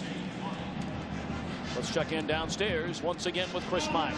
Well, I just talked to Bob Stoops, and he was concerned about Malcolm Kelly. Said he had his bell rung early. He hopes to get back into the game at some point. Said they have to run the ball with more authority. On the other sideline, the Boise State team said that they expect the Sooners to pound away, but Coach Peterson said they'll continue to throw even with the lead they have. Tom? Chris, thank you very much. So that final drive in the opening half, Boise State needing only a minute and 32 seconds to get into the end zone to open up this 11-point spread. Ian Johnson nowhere to go, a loss of 2. Some of the numbers from the opening half. Sooners outran them And the Broncos outpassed them. 2 big turnovers in that first half, one directly leading to a Boise State touchdown.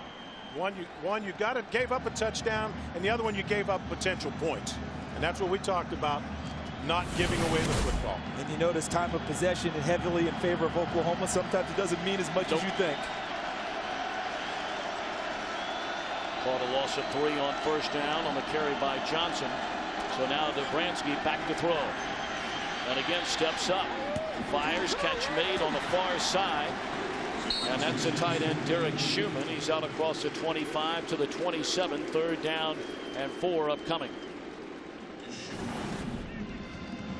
The offensive leaders for Boise State. A very impressive opening half by the quarterback, Jared Zabransky. Wasn't in a lot of trouble, but the few times he was in trouble, he stepped away from it and made some big throws. I'm impressed with his awareness. I'm impressed with his feet and his mobility in the pocket. He's shown a lot of composure. Most people remember nationally the game against Georgia when he had 6 turnovers in 2005. He's nothing like that quarterback was that day. 3rd down and 4. Receiver was covered on that quick slant. And now Zabransky just has to run out of bounds. So 3 and out on the opening drive of the second half for the Broncos. Couldn't be a better series for the Oklahoma team as a whole. Yes, the defense went out and did its job, but that's going to give a lift to the whole bench, because you have to know that at halftime there was some discussion about, hold it a second, these guys are as good as they thought they were. How are we going to handle that? That was a good opening series for OU. That paint may be peeling a little in that locker room. I have a sense. Peeling. There's a whole wall or two that needs to be repainted after the halftime for OU. Well, at least Bob Stoops didn't damage a cane like Barry Alvarez did at halftime of the Rose Bowl about a decade ago. Another booming punt by Kyle Stringer. And Smith evades 1 tackle and brings it out to the 32-yard line. A 47-yard punt. Stringer's done a nice job in the punting game for the Broncos. Oklahoma gets the ball in a moment. Strategy shift time for the Sooners. Well, we talked about eliminating turnovers. They have to establish a running game. They're close. There are some seams and limit the Broncos' passing game. And I think you'll see much less blitzing because the blitz was not effective. Not very effective in the opening half was Adrian Peterson. 11 carries, only 35 yards for the All-American out of Palestine, Texas. This is his first game, again a reminder, since October the 14th. He broke his collarbone in the Iowa State game at the end of a 53-yard touchdown run. And they've got them both in the game now. He's got him in the game with Alan Patrick. Earlier we saw him come around and fake reverse, and here he comes in motion now. Read beautifully by Orlando Scandrick along with Mike T. Williams. See, that was the counter to what we saw earlier in the game. They ran fake reverse to Adrian Peterson, gave it inside to Alan Patrick. This time they show the same motion. This time Peterson gets the ball. Watch the play by Orlando Scandrick, number 8, the corner. He read the play, got inside of Quentin Chaney, number 84, so he couldn't block him, and made the tackle. See, they're reading it from the booth. Checking the coverage. Now the call's coming down to change things or go with the play that's being called from the sidelines with Josh Heupel, the quarterback's coach. That play clock is down to 3. They just do get it off. Thompson being chased by Browning. Just throws it up in the air to Chaney, and it's intercepted by Gerald Alexander. He's across the 35 to the 40. And nearly to midfield, the 3rd Oklahoma turnover. A poor decision by Paul Thompson, throwing across his body, across the field, nothing on the ball. That's like a jump ball. Across his body, across the field, and deep down the middle. You talk about the triangle of errors. Paul Thompson made them. And this is so uncharacteristic of him because he's been so error-free all year long. Boise State has the advantage.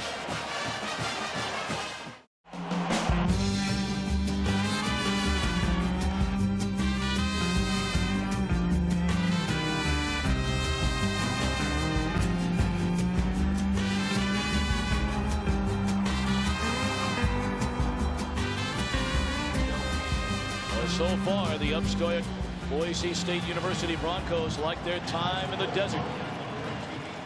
They force their third turnover, and now with 11 minutes to play here in the third quarter, Boise State with a football and a 21-10 lead.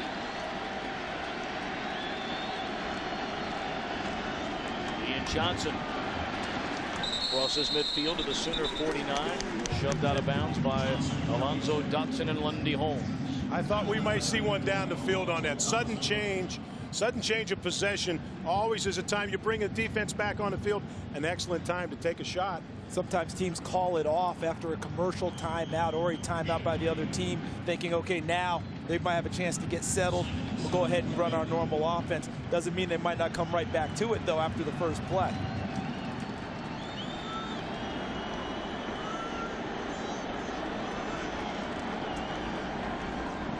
Delay handoff to Johnson, and nowhere to run. Tackled by Calvin Thibodeau, the senior out of Houston, Texas, and a flag comes in late on the far side of the field in the secondary. I think we're going to have a problem. It's downfield in the secondary for Oklahoma.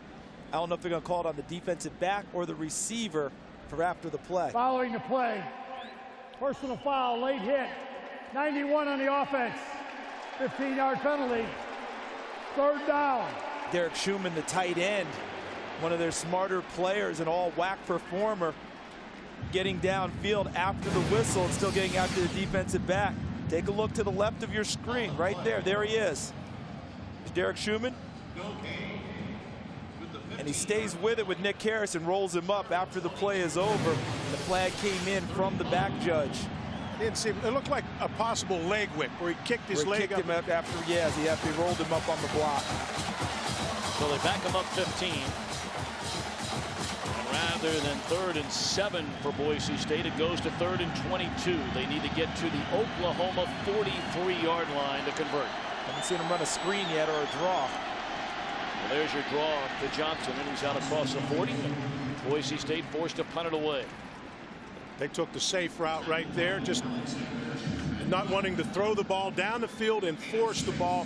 But it looked like they tried to come out in that series and establish a running game with Johnson. Yeah, and you know, that tells you the intelligence of Chris Peterson and his staff, understanding when to attack and when to lay back and have a little confidence in the rest of your ball club. Defense has played well this evening.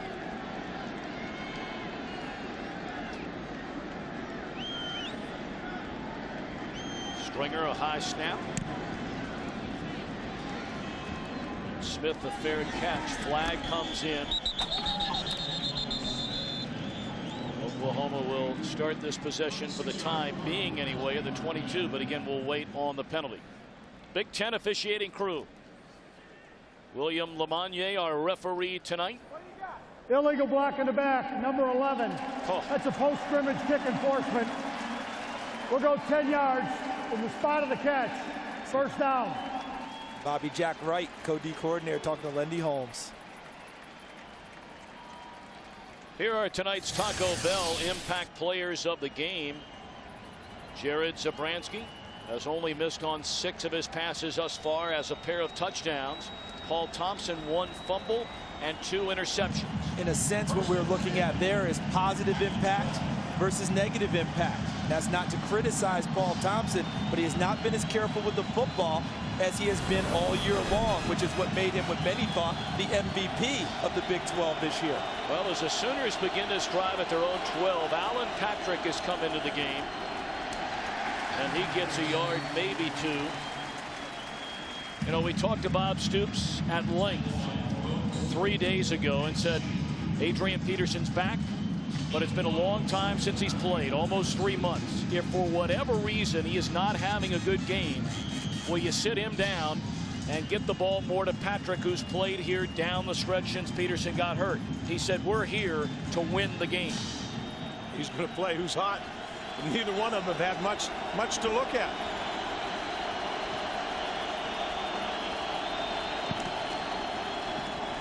Peterson wakes it to the outside, and he's out near the 20. A late flag comes in again.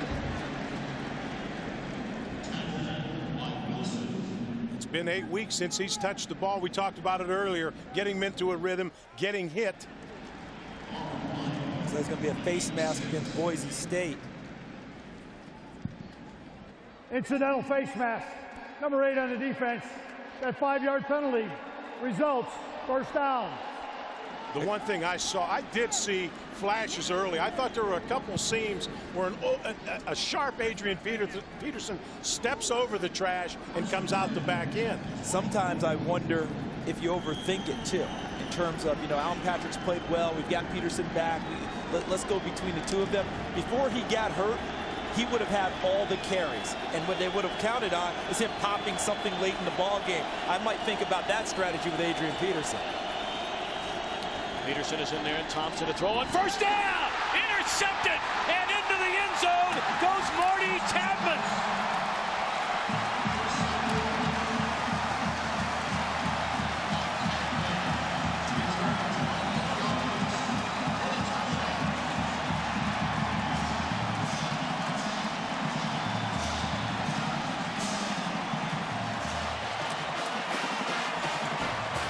His second interception tonight. 12 in his career. That's his second touchdown this season. Wow, that was an underneath flat coverage.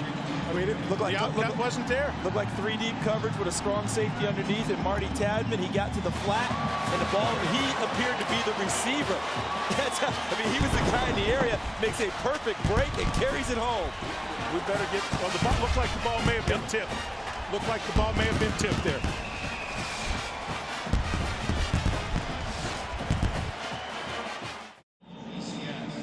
The two that have been doing it all year long. Corey Hall tipped the pass. Tadman went and got it. Right there, number 25, Hall, the middle linebacker, tips it. Tadman underneath in the coverage. Kind of replaced the blitzing Colt Brooks, number 31. Boise State. We've talked about Corey Hall being a football player, always being around the ball, and that's a prime example. 28-10, Boise State in front. Joaquin Iglesias breaks a couple of tackles, still on his feet. Flags littered all over the field. At the 10, at the 20, at the 35.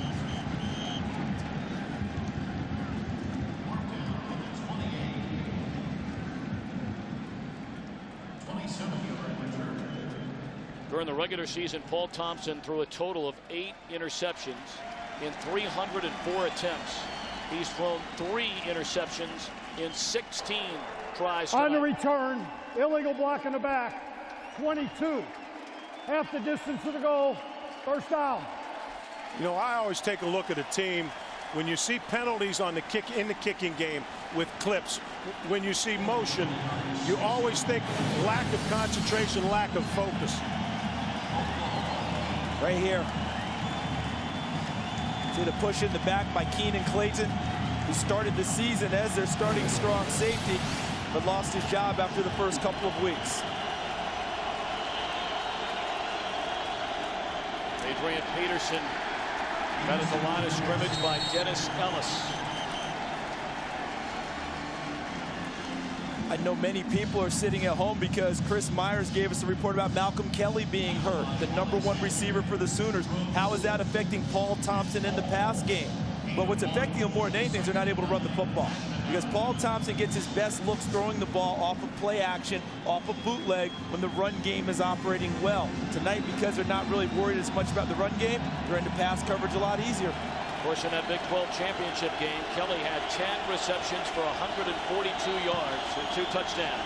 They're without him tonight.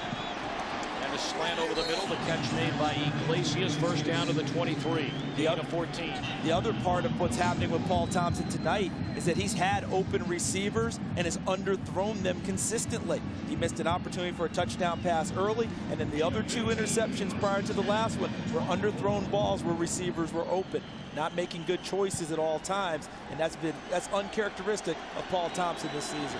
Still plenty of time for the Sooners to get back into sync. They have to be able to run the football. They've got to get into a rhythm doing that also. They're going to throw it. Thompson steps up. Perfect throw there to Iglesias, who's become his favorite target now with Kelly out of the game. And he's all the way out to midfield. You know, the one thing Bob Stoops mentioned to us was the tremendous mentality that Paul Thompson has. When he has something go wrong, he won't let it affect him as the game goes on. He'll put it behind him and focus on the next play, and that's very important, particularly in the situation right now. One other thing to go on to your point, Coach. Last year, he started the season as the starting quarterback. They were beat by a non-BCS team in TCU. He lost his job after that afternoon. Tonight, he can't lose his job. They don't have another option at quarterback behind him. First down, and they're going to put it up again. And overthrowing Cheney down to the 20-yard line. Cheney, who had one catch the entire season, has been in the game replacing Kelly all night. As you said earlier, Charles, I think it's going to be very difficult for them to throw every snap and bring this game back. Somewhere along the line, you have to get something in the running game. Plenty of time left on the clock. A lot of time left in this game. I'm a big believer in team DNA, and it's not the Oklahoma DNA to step back and fire it 50 times in a ball game.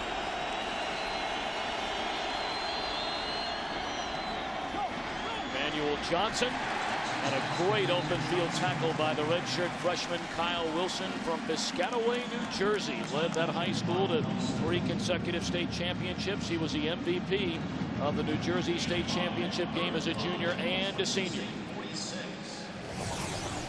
Our overhead shots of the Tostitos Fiesta Bowl provided by the DLP Ultimate Picture Cam. DLP, the official high-def TV of the BCS on Fox. DLP, it's amazing. It's the mirrors. Huge play for Oklahoma, 3rd and 5. Big play.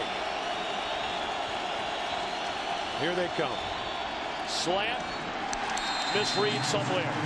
Great coverage by Quentin Jones. And a great call by Justin Wilcox, defense coordinator, because he changed up the blitz. Most of the blitzing tonight has been by the outside linebacker, number 31, Cole Brooks. This time he exchanged him for Orlando Scandrick, the corner. And he brought the corner from the wide side of the field right into the face of Paul Thompson, so he had to look at the blitzer, and that helped force the incompletion. The one thing Paul Thompson's going to have to come up with, you have to have an answer for the blitz. They showed that blitz, gave him plenty of time to react. Now you've got to stick that ball in there. You've got to answer it. Michael Cohen. Wes Tadman will let it drop. That ball checks up and then hits. Did it hit a Boise State player? If it did, it'll be Oklahoma football. And it is Oklahoma football. The ball came back and hit a Boise State player in the leg. Communication is the key on those types of plays. When you are the punt returner, you have to make the call. You've got to get everyone away from the football. You've got to send out the signal. There it is, hitting him right there. He's got the back of the leg. He's got to attack that ball, screaming to everyone, whatever their alert is. Right. They've got to call the alert and get him away from the football. Iona Key, backup wide receiver. Hard to blame him there. No, it's hard. It's hard to blame. He's blocking. What he needs is to hear the call. Universally, the call's Peter. Peter, get away from the football. Somehow that didn't get relayed enough for him to pick it up. He was just trying to block and help his team. Big break for Oklahoma. Can they cash in? They need 7. Has to be. Field goal is not an option for OU here. Alan Patrick with a carry. He gets down to the 8-yard line. Andrew Browning, the first man to meet him.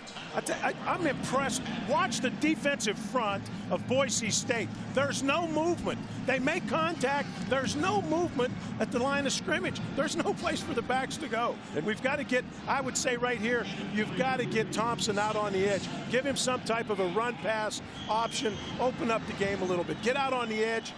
Give him something to look at. If it's not there, get it down the field. There's nothing inside.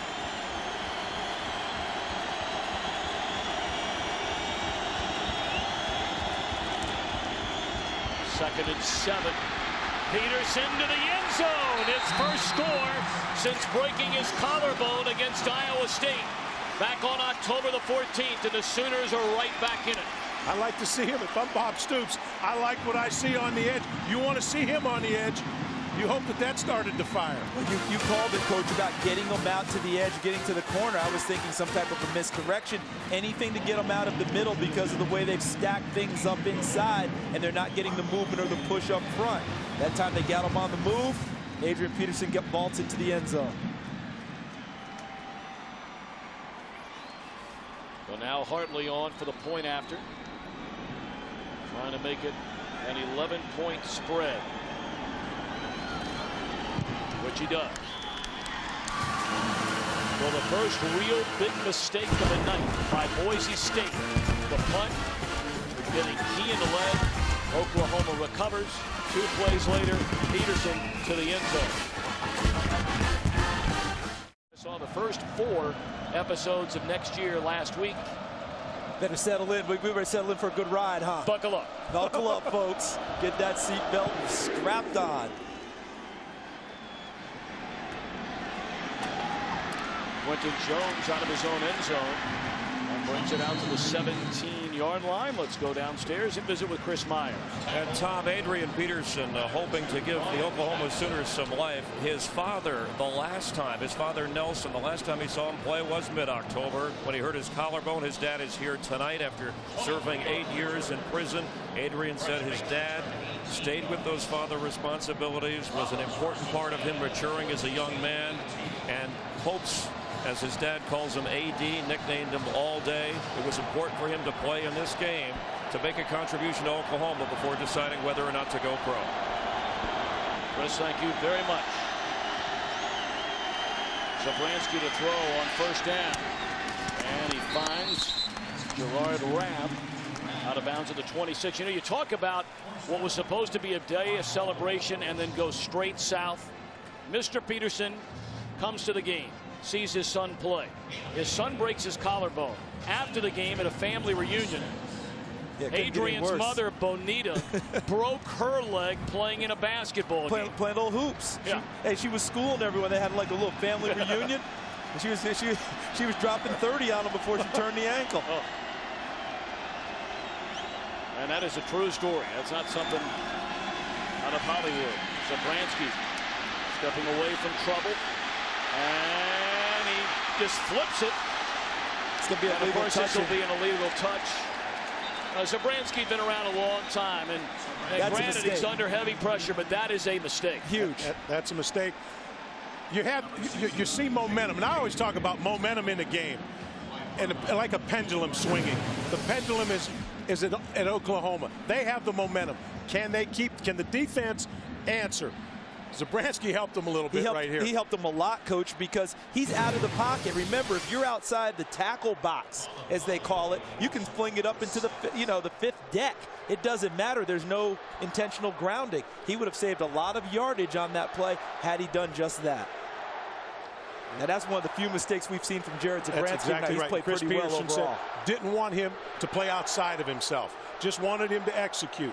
Try to make something happen there. Try to do just a little bit too much. And a guy who caught it, Jordan Daly, he's from here in Phoenix. He's coming back home, wants everybody to see him, told he was too small to play at Arizona State. He'll be talking about that forever. He high stepped out of there.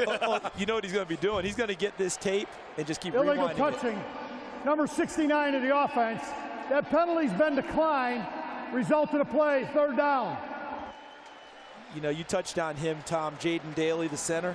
At 5'11", 285, was told, as you said, he was too short. You know where his inspiration was to continue to play college football after he sat out for a while? Clayton Adams, the previous center at Boise State. He was also about 5'10" and did an excellent job for them. He's now a grad assistant on the Boise State staff. Amazing journey for Daly. Got out of high school, went to work as a bank teller, and then got talked into playing college football at Phoenix College. Boise State came after him, and here he is in a Tostitos Fiesta Bowl on his home turf. They decline the penalty, does Oklahoma, to make it 3rd and 7. Zabransky steps up, throws in and out of the hands of Rabb. That would have been good enough for a first down, and he dropped it.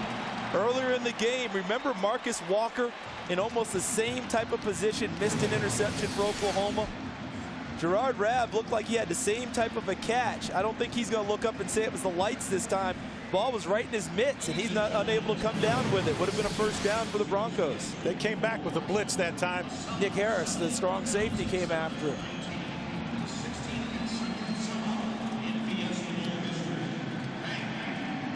Oklahoma figures to get good field position. Reggie Smith stands at his own 40.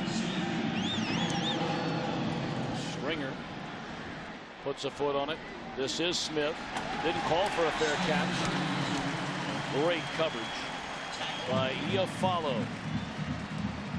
Follow all of 165 pounds, a walk-on who's earned a scholarship at Boise State. Big play a short while ago.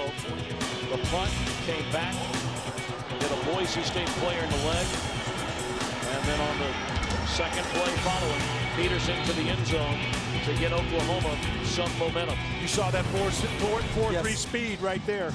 Yes, you did. And you know what I've noticed? Oklahoma in recent series, Alan Patrick has usually started this series on first down before Peterson comes in.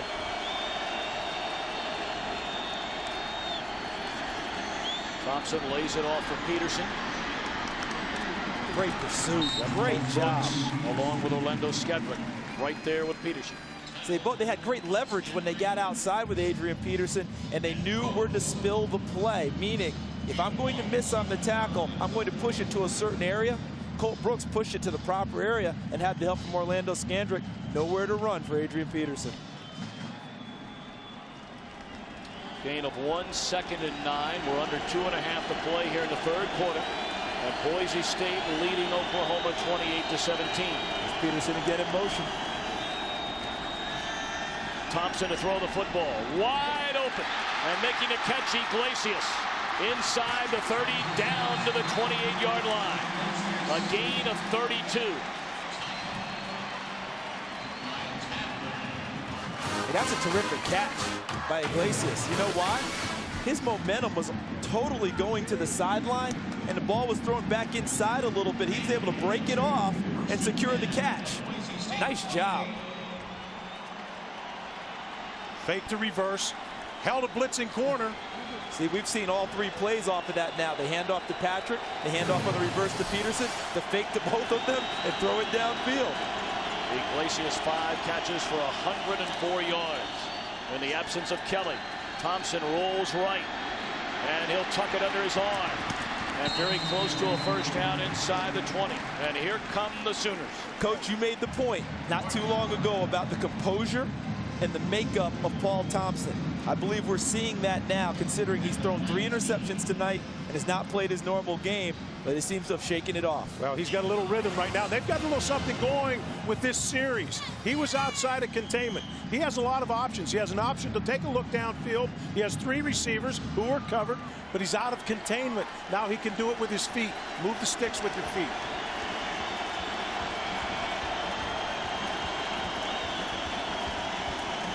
Second down and a yard. Into the open field is Alan Patrick, and he has a first down inside the 10, all the way down to the 7. Because of the series you've talked about, Coach, with the misdirection, take a look at the left side of the offensive line for Oklahoma. Watch what they're going to get done, clearing the path here for Alan Patrick. Look at that, Duke Robinson, 72, Chris Messner, 79. Both of them all Big 12 performers, pushing down inside and creating the gap for the tailback. Been a good night for Patrick. Only 10 carries, but 58 yards. Pretty productive, isn't he? He'll get it on the play fake, and he's close to the 5. Corey Hall and David Shields converge on the stop. Again, you can see two defenders sitting there, shoulder square. There's no extra yardage after contact. That's good fundamental defense. If you turn your shoulders, that back splits it, and he's going to get extra yardage. But you saw the legs churning, but there's no place to go. The old shoulder to shoulder sometimes works, doesn't it? It does. Shoulder square. First-year head coach Chris Peterson, certainly a look of concern. We're under a minute in the third quarter. Oklahoma trailed this game 28-10, and now trying to get it into single digits. Jump ball, and nearly a miraculous catch by Quentin Chaney. Good coverage by Skandrick, but Cheney's elude. Well, I thought they had him on the run. They're going outside. They got things loosened up inside because of their play selection. The fake reverse, the quarterback on the edge, the stretch play. Then Oklahoma hits one up the middle. We come back. I think they thought they had a mismatch. I think they did. I was a little bit surprised. I thought they'd run the ball on that play with Peterson, considering the fact that Cheney comes into tonight with 1 catch on the season.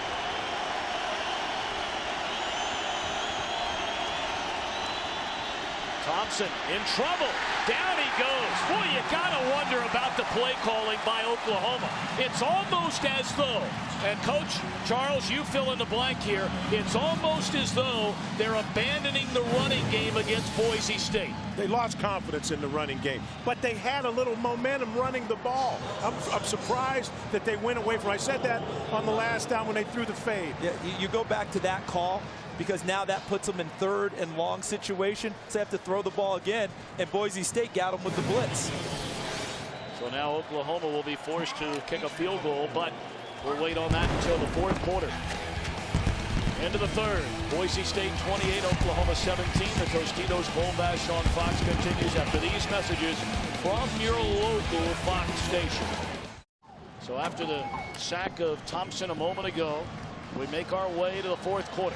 This will be a 28-yard field goal try by Garrett Hartley, who's already hit from 31 yards out tonight. He's only missed once all year. In the back of your mind, you wonder if Bob Stoops thinks about faking one with his reputation. We'll take the points. Right down the can off the foot of Hartley. The largest Tostitos Fiesta Bowl deficit ever overcome, 14 points. Twice it's happened. Last in 1988.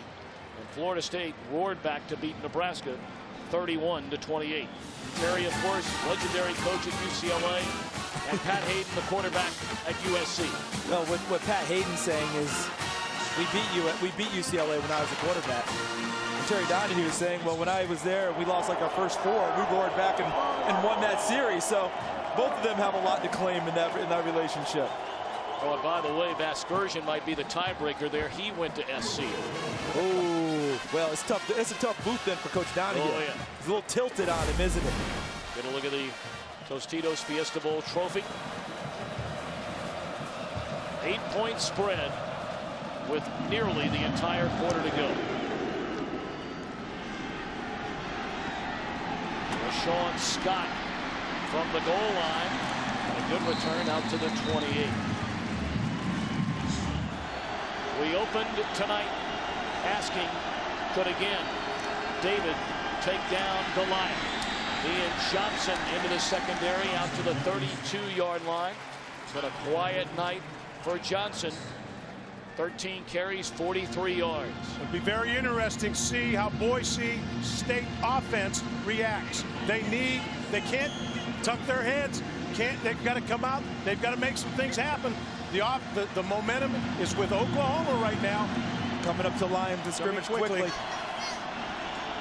Second down handoff to Johnson, and he breaks it to the outside, and that's good enough for a first down. That is the first down in the second half for the Boise State offense. We spent time in Boise, Idaho, visiting with this ball club. We've talked with enough people, pro scouts, coaches. What's the one word they use about Ian Johnson most often, besides tough? Because he's all of that. Patient. He's a very patient runner. He waits, he reads the blocks, he lets his lineman get out ahead of him, and then when he sees a hole, he bursts through it. We just saw that on that 14-yard game. How many times have we seen him come out of the pile and come shooting out the back end? Sometimes you lose sight of him, and then here he comes.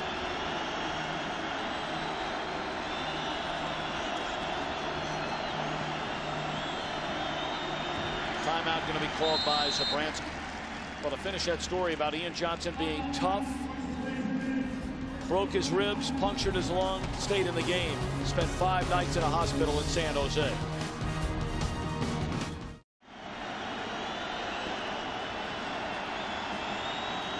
Fourth quarter just underway.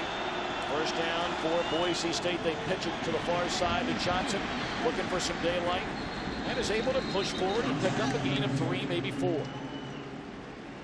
Let's send it downstairs once again to Chris Myers. Well, Todd, you guys were talking about the toughness and patience of Ian Johnson. He's been teased, the story well documented. His mom recommending he crochet, knit caps as a way to relax, which he has done. He says his toughness, you know, his father's a firefighter, and he thinks people that think he got his toughness there, but he said, my mom's a social worker, and if you watch what she does, I get my toughness from her. That's a very difficult job. They hustle to the line of scrimmage, and the throw is too high for Vinny Peretta. And it's a lateral. I believe that's a lateral, so they will lose yardage on this play because I saw the linesman immediately stand there and thrust his arm out, you know, away from his body towards the end zone. Well, they hurried up to the line of scrimmage trying to keep, you know, Oklahoma off balance. What you can see with all the different formations and shifting on the prior play, Nick Harris got there just before the snap. Yes. They had 3 receivers. They try to out-leverage the defense and get the pitch. He got there. Now they try to do it before Oklahoma could adjust.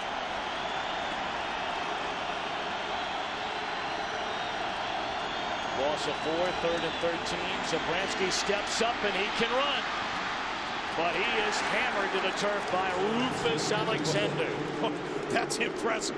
Open field tackle. It's like a form tackle. It's an absolutely perfect tackle, but it brings to mind the scouting report on Jared Zabransky. He's one of the 3 fastest players on the Boise State team, but he never makes people miss. Straight from the coaching staff, rarely makes people miss. Well, it's hard to make Rufus Alexander miss anyway. That's why he's the Big 12 Defensive Player of the Year. I was going to say, if there's one cat you want to make miss, it's Rufus Alexander. That was like a heat-seeking missile. And not many people allow him to miss, that's for sure. Springer puts a foot on it. And Smith calls for a fair catch all the way back at the board. Coach Alvarez is gritting his teeth together. Never step back behind the 10-yard line. Ever. Not about it. Time for our board game summary. Boise State jumped in front 14-0. 49-yard touchdown to Bryson James after an Oklahoma turnover. Ian Johnson a touchdown. And after building an 18-point lead, a special teams break for Oklahoma. Capped off by an Adrian Peterson touchdown. They've added a field goal since to chop 10 points off what was an 18-point advantage. You have to think the Boise State defense has been on the field a lot in the second half. Can Oklahoma continue to try and wear them down and have those 3-yard runs become bigger? Oh my, Dennis Ellis, say hello to Adrian Peterson. Not gonna wear down anyone like that. Great job by Dennis Ellis, defeating the block by George Duke Robinson. So you want to be a football player? Are you sure? Check this out. Wow, that's how it's supposed to be done. Defeat the offensive line. They don't look tired and worn out to me. Coach, that was a training film tackle right there. Loss of 1, 2nd and 11.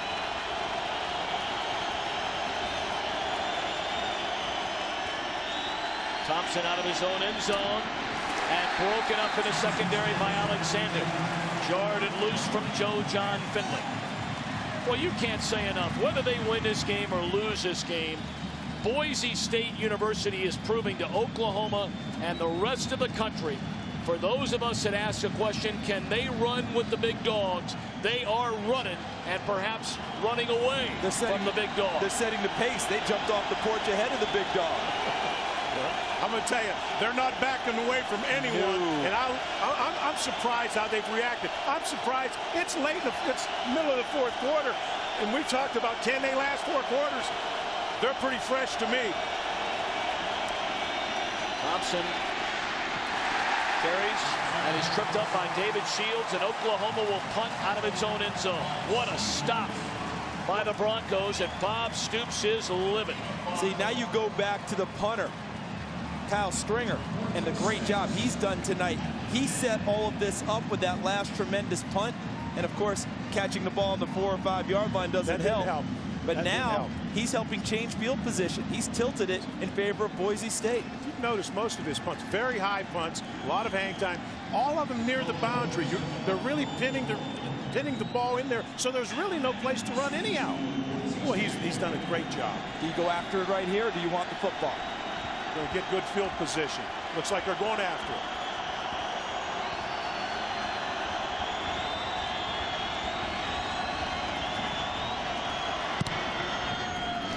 Good punt here by Michael Cohen. This is Tadman from his own 40.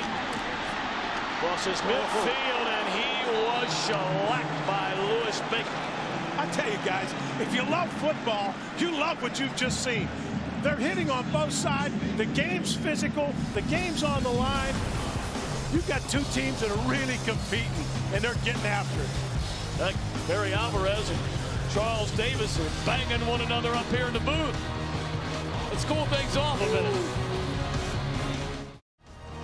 Aerial coverage of tonight's Tostitos Fiesta Bowl from the University of Phoenix Stadium in Glendale, Arizona is brought to you by Budweiser.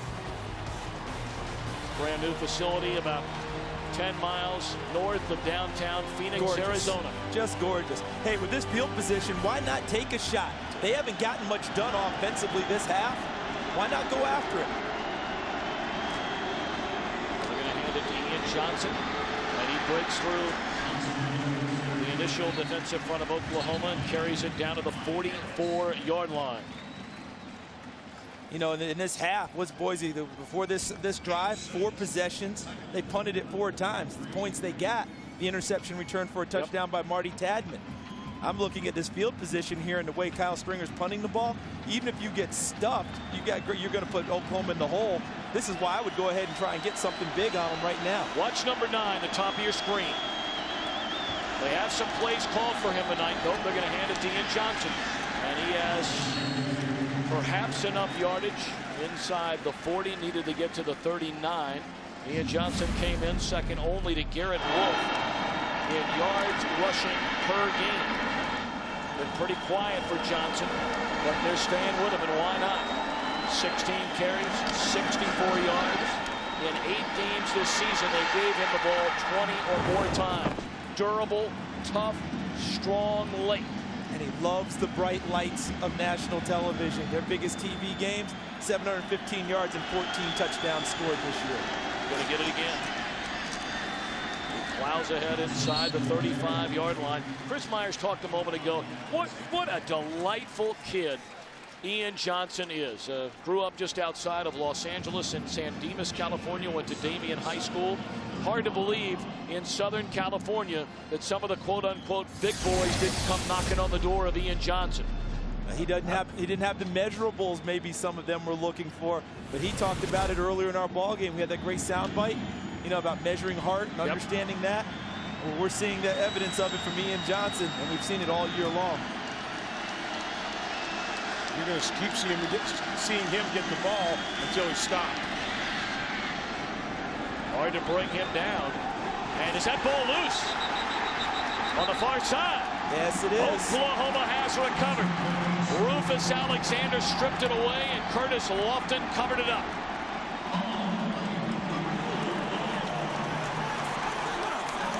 Wow. It's big players, great players play big in games like this. They make the plays that you need to give you an opportunity. There's Alexander. 42. See how the ball ripping. He pulled it out before Johnson was down. Lofton alertly jumps on it. Oklahoma in business, and now not in the shadow of their own end zone. Trying to fight for a couple extra yards, finish a run, expose the ball. That's a strong man, Rufus Alexander. Yeah, he did a great job digging while also securing the tackle. So now Oklahoma gets the football back. 8:30 to play here in Glendale at the Tostitos Fiesta Bowl, and the Sooners trail 28-20. Peterson spins out of one tackle and brings it out to the 33. Colt Brooks drags him down, a gain of 4. You can see there's nothing clean inside. And Peterson's fighting. I'm telling you, he's trying to finish every run. But we saw earlier, it's outside is where there's some things loose. So what you're thinking is more stretch plays, stretch plays on the run, plays. And the stretch play, that long outside handoff, running it to the outside numbers, right to the outside of your offensive tackles, and looking to find the gap and get upfield. Under 8 to go. Oklahoma has all 3 timeouts remaining. Play action. Peterson, pump fake, rolls, And picks up a first down out to the 40. Very nicely done by Thompson. He took a look. He took a look at it. All of his choices. He made a good decision. There's nothing there. Use your feet. Pull that ball down and run. So this tells me there was good coverage downfield because he was well protected with plenty of time to throw a ball in rhythm. But because he had nowhere to go with it because of the coverage downfield, he alertly tucked it away at the end of that and ran upfield. Got a nice block from Adrian Peterson on the corner. Allowed him to get out of bounds upfield.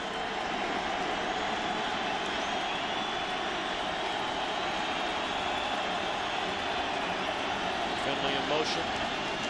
Peterson a carry. Nowhere to go. I'll tell you what, these guys up front from Boise State, that defensive front is penetrating so well that there is no room for the running backs right now. Doesn't matter if it's Peterson or Alan Patrick.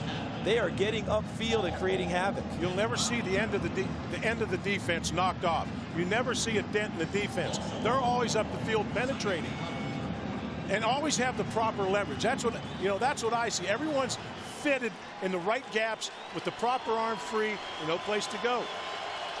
Down to 7 minutes. A 2nd and 11 for the Sooners. Quick throw to Johnson. And he is tackled. Good open field tackle out of the 45-yard line made by Kyle Wilson. Boy, if he beats Wilson, he's off to the races. You know, this is an interesting call here, Coach, because earlier in the game I was talking about 4-down territory, and then when it came up 4th and 2, they ended up punting the football. You may be in 4-down territory. You've got 6 minutes left, yes. Charles. You've got 6 minutes left. It depends on what you have here. Bobby Stoops is a gambler. That's what I'm thinking. 3rd and 4.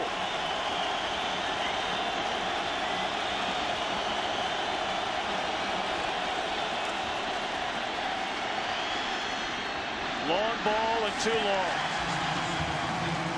For Quentin Chaney, he had beat the defender. If that ball's on the money, Oklahoma's going for 2. Ball sailed on him a little bit. And actually, there was to me, there wasn't enough air in this one. To me, it's much more of a flat throw instead of air that gives him a chance to run under it. He threw it flat and long instead of a little bit of loft. So with 6:10 to play, Bob Stoops has decided, at least for the time being, to punt. But you never know with Bob Stoops. He's going to put it on his defense. But if you're Boise State, you play what we call punt safe. You say you're lined up, you're alert for any type of a fake. You don't care about him punting the ball. You just don't want him faking it.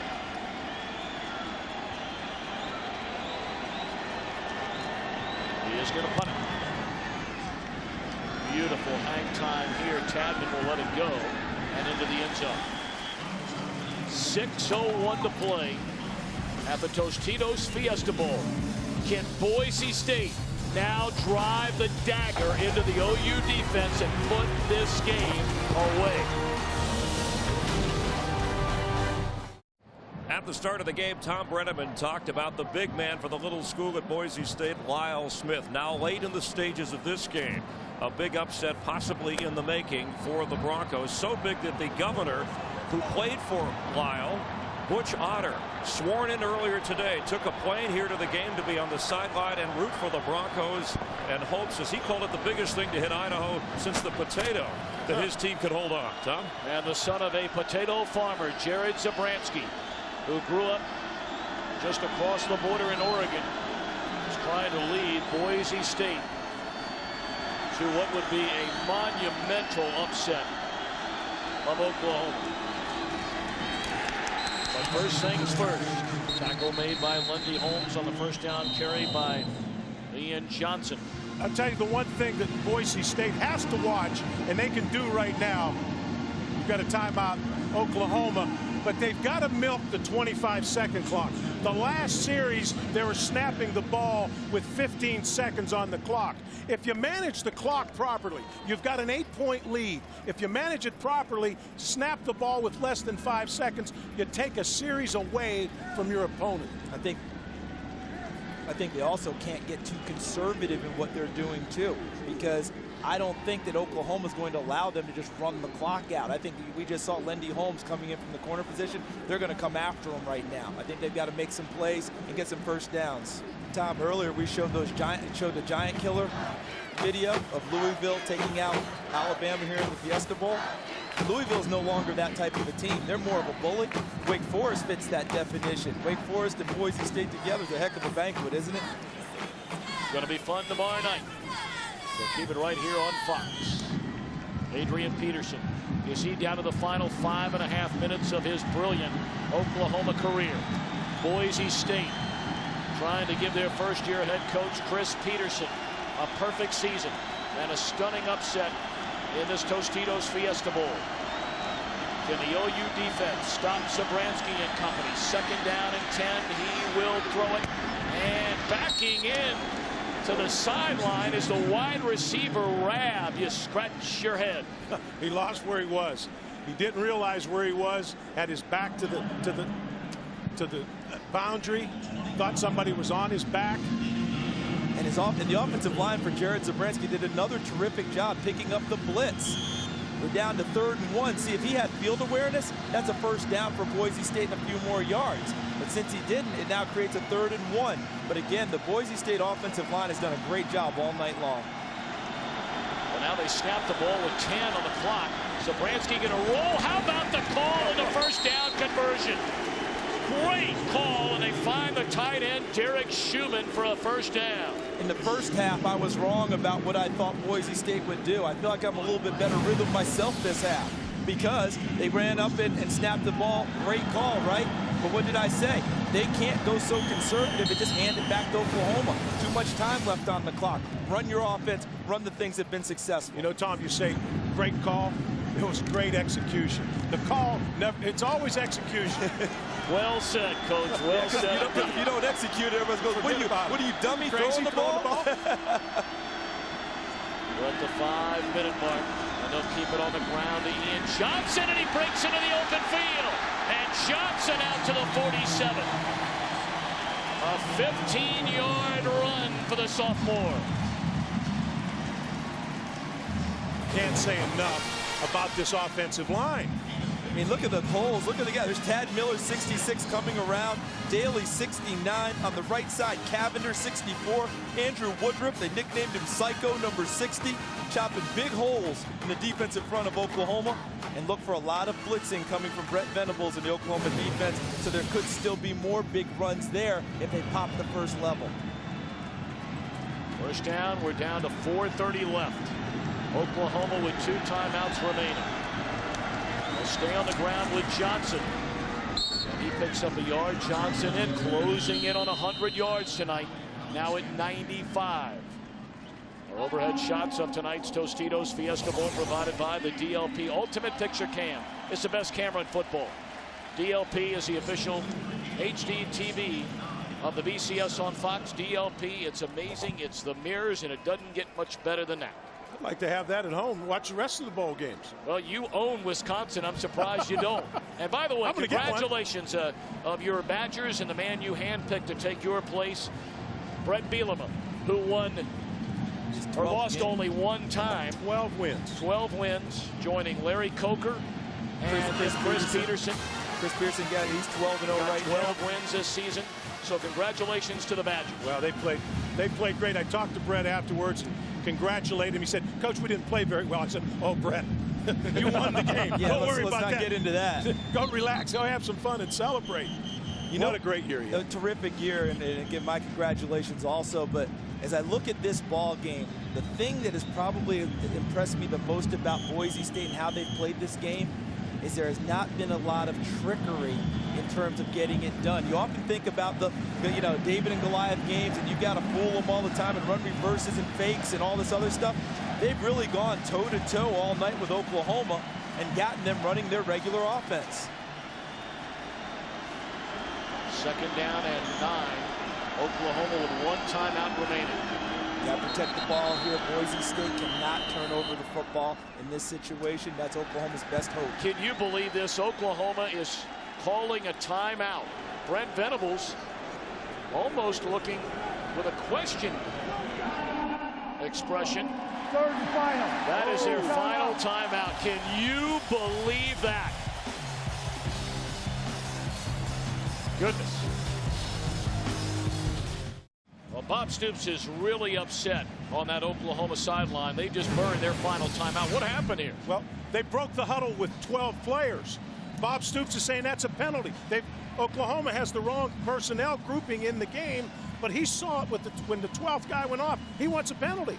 See, they got one earlier in the ball game, remember? Illegal substitution. They had a 5-yard penalty. He wants another one here in this situation. If in his estimation, the officials missed that one. The official said it didn't happen. Been a rough night for the 46-year-old from Youngstown, Ohio. Oklahoma coming in. I mean, he had it ready to play. There's no question. You brought it up earlier right from the start, Charles. They were not in any way, shape, or form overlooking Boise State. Give the credit to Boise State. They have shown up in the desert to play tonight. Tell you what, this Cinderella title for all these teams coming out, Utah pounded Pitt in this bowl game a couple of years ago. The Cinderella thing's starting to go the way of the books, isn't it? Safe handoff, fake handoff, and Zabransky just going to burn some time. Oklahoma now out of timeouts. They can't stop it. All right, now what about on this 3rd and 9 call? He's got to throw the football. He's got to throw the football. You've got a punter that's been dropping the ball inside the 10-yard line all day. Oklahoma's going to have to drive the ball 90 yards. You want to throw the football and try to keep the ball. See if you can't move the chains one more time. And with the punter they have, I would really think hard about trying to get something big on the outside. I know you don't want to hold the ball too long back there, but maybe you take a shot with one of those big receivers outside and really try and make it work here. Zabransky to throw. Now he'll step up, and he is blocked at the 44-yard line. 25-second play clock is not started yet. And by the time it does so, for whatever reason it's not running right now, we're going to be under 3 minutes in this game. And the game clock continues to roll. Boise State people, they can't roll fast enough. Boise's sitting there. Oklahoma saying, why hasn't that clock started? And it's a great question, isn't it? Because how much time ran off? I'm counting somewhere close 10 to 15 seconds. It ran off before the play clock began that Boise State's going to gain, because they won't snap this ball till 2-3 seconds on the clock. Oklahoma with 2 block kicks this season. 20 under Bob Stoops since he took over. They're not going to get to this one. They snapped it with 2 on the play clock. Smith, the fair catch. So Oklahoma at the 23-yard line has 2 minutes and 40 seconds left. Trailing by 8. Paul Thompson out of the shotgun. Throw and a catch is made by Chaney out to the 35. The clock will stop until they reset the chains. Gain of 12. This is where Oklahoma has to huddle. Hustle, get on the ball, get ready. When that clock cranks, when the official blows the whistle, you want the ball snapped. You don't want to lose any seconds. See how well they do with that.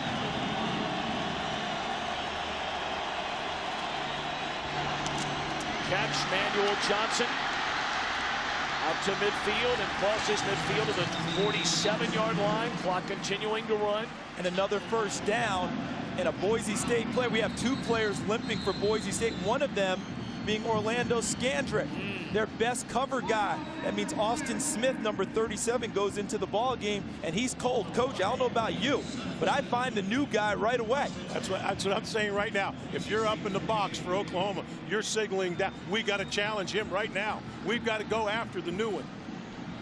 Kyle Wilson was also limping after the play, number 22, the other starting corner. Well, they're going to get Scandrick off the field and get right back to playing. Quentin Jones has come in on the far side along with Austin Smith, as you mentioned, Charles. There's Smith, number 37. Will they come after him? The answer is yes. He's playing a soft corner, giving a lot of cushion. He gave about a 12-yard cushion right there. Just an easy throw and catch. Remember, Quentin Jones was the starter when the season began, but lost his job to Kyle Wilson. Austin Smith hasn't been the starter, but I will tell you this, in practice the other day when they were in pads, he hit Ian Johnson on a running play, almost started a little bit of a dispute between Ian and himself. Chris Peterson was after him. 2:06 to go. I would find him in coverage, though, and try and work him. He's rolled up. He's playing tight coverage. got a little help over the top. Ball at the 39. Thompson across the middle. Iglesias inside the 30. Tiptoes out of bounds to the 22. 2 minutes remaining. That is a gain of 16. Thompson taking him right down the field. But remember, they need a touchdown and the 2-point conversion. Thompson showing a lot of composure, seeing the field. Now, that Boise front has to be tired. This is where you tire out a defensive front. No huddle, hurry to the ball. I thought you said they were awfully fresh. I mean, when did they get tired here? When did that happen? The no huddle. Oh, yeah, you're right. No huddle. They're going to bring 5. Looks like they're going to bring 5. Here's that big freshman tight end, Gresham. Haven't found him at all tonight. Thompson breaks a tackle from Browning and gets it down to the 15. Plenty of time here. There's a minute 50 to go. They're at the 15-yard line. They're out of timeouts, but they'll get up to the line of scrimmage. And I say hurry. I mean, get off the ground. You got to get off the ground, get your people lined up. Thompson makes his call. See, Boise State just substituted in a defensive lineman trying to get some fresh legs. He in smart. Thompson on the slant, and a flag comes in. And there's a man you talked about a moment ago, lost his job as a starter earlier this season, Quentin Jones.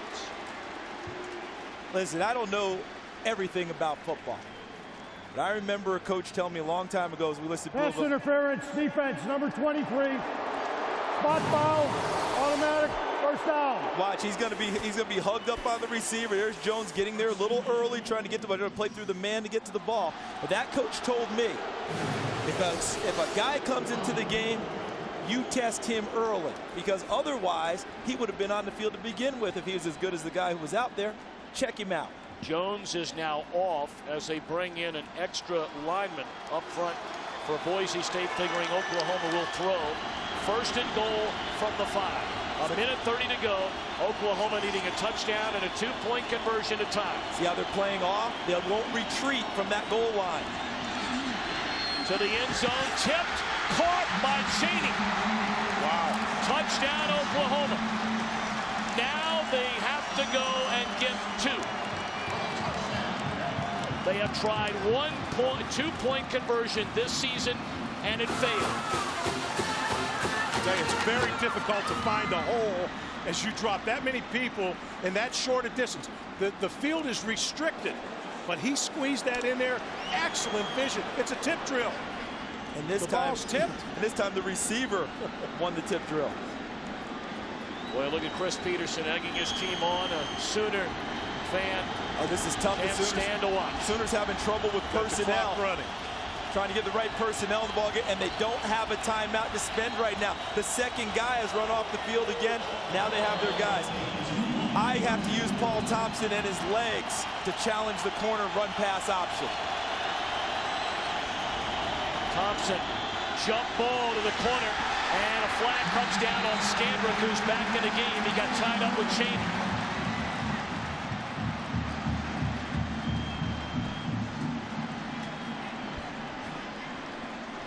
Ball now, guys, if this is interference, this ball's got to go down to the 1.5, right? Or does it go to the 1? Normally it's the 2 when the ball's out in the field, but it's 2-point conversion. Pass interference, defense number 8. We're still on the try. Half the distance. So it's half the distance. Ball's on the 1-yard line. It's a good call. So it's a good call. Half and a little bit more. Now, do you come back inside and hand it off to the horse, or do you still see? To me, I'm still trying to run pass option with my quarterback. I want extra options. Coach, what are you doing? I got to go run pass option. Give the quarterback a chance. 3 tight end set. Adrian Peterson in the eye. Gresham on the jump ball to the end zone. Did he get it? There's a flag down. Still no signal given by the official. There is a flag on the play. It's going to be interesting because Gresham was the motion man over there, splitting wide. They tried to use him to isolate by formation, a mismatch, which they did. Let's see what the flag is, though. Was he not set, Charles? Could be. Could be. Illegal shift, offense. 2 men moving, did not reset. 5-yard penalty, still on the try. The call. Way back. The call was excellent. Watch. Gresham, there's the motion by Finley, and there goes the motion by Gresham 18. 19 and 18, the two tight ends in motion. I love the call in terms of isolating him on the linebacker, and now they've got a big one.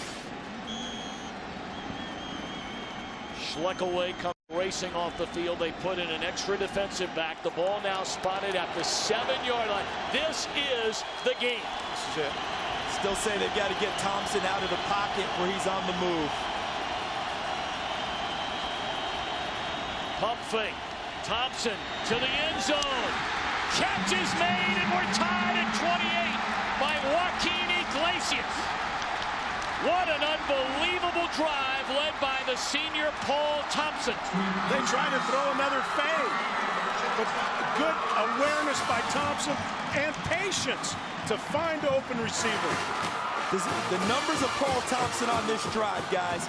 5 for 5, 66 yards. Reminds you of the 99-yard drive against Nebraska in the Big 12 title game, where he was 6 of 8 on that drive and led them downfield for a touchdown. Well, when they were down by 18, both of you guys said, in our amount of time this week with Bob Stoops and the Oklahoma staff, character, the #1 word, repeated over and over and over again about Paul Thompson.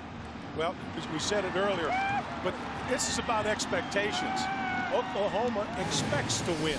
No one panicked on the drive. You saw Thompson, who's been struggling during the day. He's had some issues, takes them straight down the field.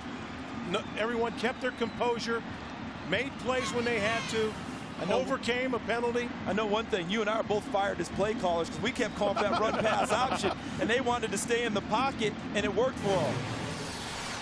But watch, coaches, you called it. He wanted to throw a fade here because what they ran was Chaney on a slant and then going to the fade. He had to come to his second option, which was Joaquin Iglesias in the middle. Since 1999, these are the two winningest programs in all of college football. The senior quarterback who went the circuitous route to get that starting job back, Paul Thompson, has done his part. Now can the 3-year starter, a 32-5 record as a starter, Jared Zabransky, can he get his team down the field to win it? Look at the catch by Iglesias, going down to secure the catch and making sure that he had his arms underneath it. I think they're taking a look at it, but from in my estimation, no, that's a good catch. They're ready to kick this thing off. So here we go. 1:26 to play. Boise has 2 timeouts. And that ball 3 yards deep into the end zone, and this is Quentin Jones to bring it out across the 20 to the 25. Tonight's All-State good hands play of the game. You just saw it on their 3rd try for the 2-point conversion after a couple of penalties. Finding Iglesias, who's had a monster night, over 100 yards receiving, 120 to be exact. And they got it 3 times they had to go, and the odds of getting a 2-point conversion are well below 50%. And they had to do it 3 times and converted. Clock is running. They've set the ball, and Zabransky, a dangerous throw, and it's intercepted into the end zone. Marcus Walker. Unbelievable.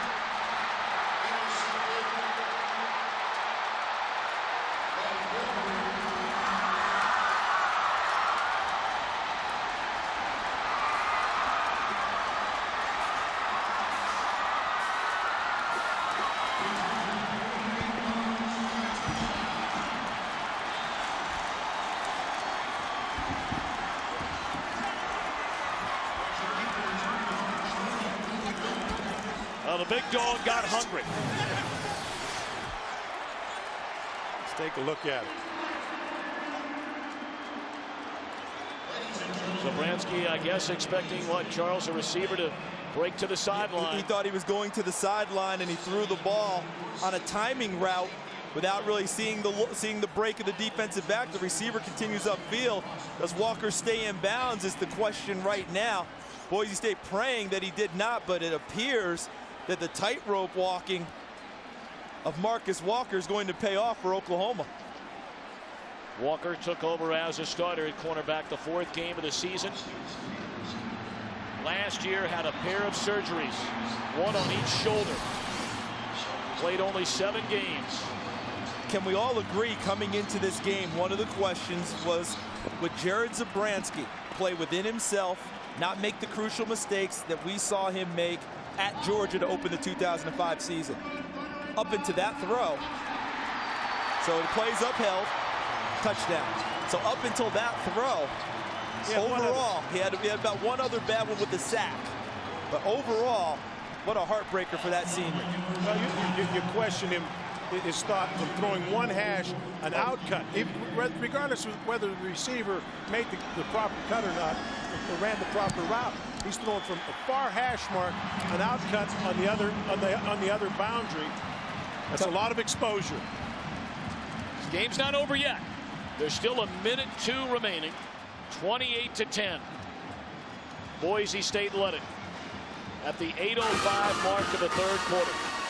Oklahoma 25 unanswered points since then. You know, an expression comes to mind that may seem somewhat trite at this moment, but after you quoted all those stats, Tom, for Oklahoma, been there, done that. And here they are. You know, the last kickoff, I thought that thing might come out. Yeah. It was blocked pretty well. He was close. He was about one guy from popping it. Ball's being kicked about 1 yard. If he can get another yard, they take a knee. If you're Oklahoma, you have to cover all the way through, because I don't think the young man back there, Quentin Jones, has much of a mind to put a knee down in the end zone. No.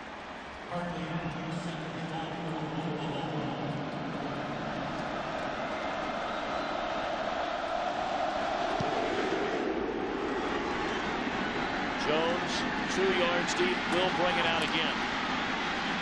He's out to the 22-yard line. We have 54 seconds, but again, a reminder, once they set the ball, the play clock will start. So Boise State needs to get out onto the field and over the ball.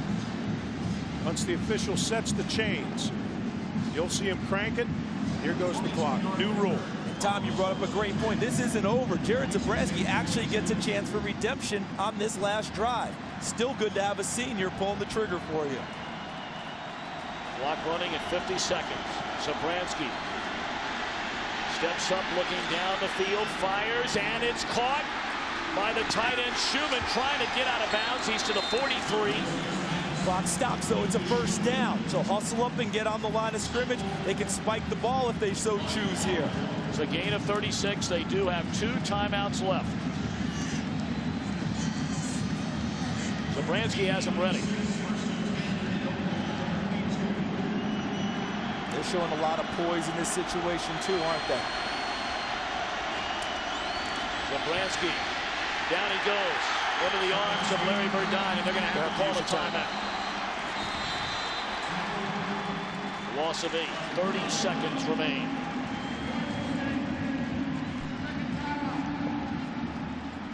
There's certainly 3 of the plays you look at in this game. The touchdown catch, the 2-point conversion, then the next offensive play from scrimmage, the interception by Walker, races into the end zone, giving Oklahoma its first lead of the game. And how about that play by Marcus Walker? Let me take you back a couple of years. They took a red shirt off of him late in the season, the 2004 season, because they were struggling at corner. He really helped save their year as a true freshman. Comes back his sophomore year, injured, beat up, as you articulated, Tom, 2 shoulder surgeries. He didn't play all that well. Came back this year with a vengeance, his second team all Big 12, and caps it off with that interception.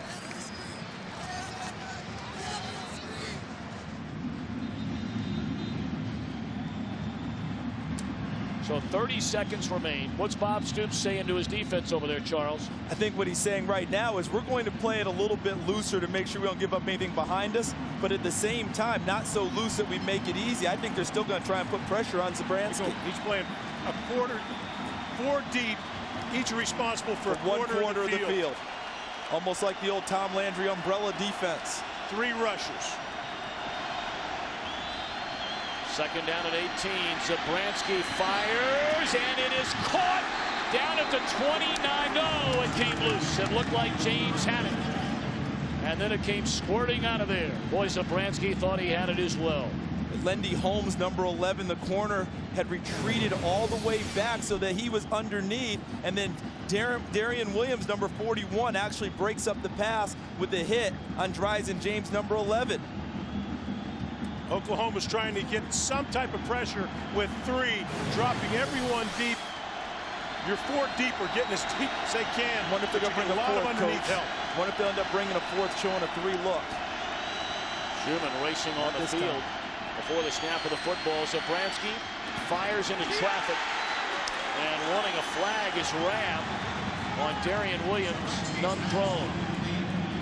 4th down and 18 upcoming for Boise State. So you've got your underneath linebackers dropping. They're 20 yards deep. You've got your quarters players, each your secondary players. They're deeper. Nobody's going to get behind them. No one's going to get behind, and you're trying to flood the zones to make it tougher for those receivers to find gaps. They need to get to the Oklahoma 32 to move the chains. A last gasp for the Broncos. Zabransky's legs might be critical here to save time on throwing the ball. Down the middle, James, the lateral to the corner of the end zone. Can you believe that?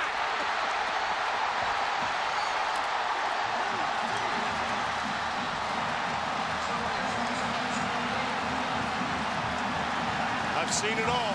Now,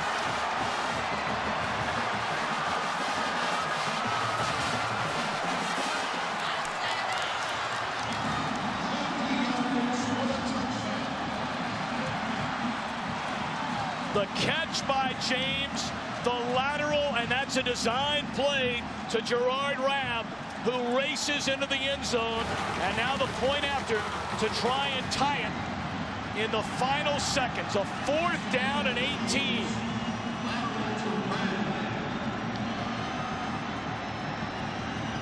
Anthony Montgomery, and it is good. Well, it's not the size of the dog in the fight. It's the size of the fight in the dog. And how about Jared Zabransky and his redemption after the interception, the hook and lateral, and it goes in. This is beautiful. Shades of Utah, Fiesta Bowl 2004. boy, is that, look at the execution. It's perfect. And look at Lewis Baker ran right by him because he wasn't expecting that at all. And Rabb beats him to the corner. Boy, it doesn't get much better than that right there. Listen, our colleague Jimmy Johnson working the show with us. How about those Broncos?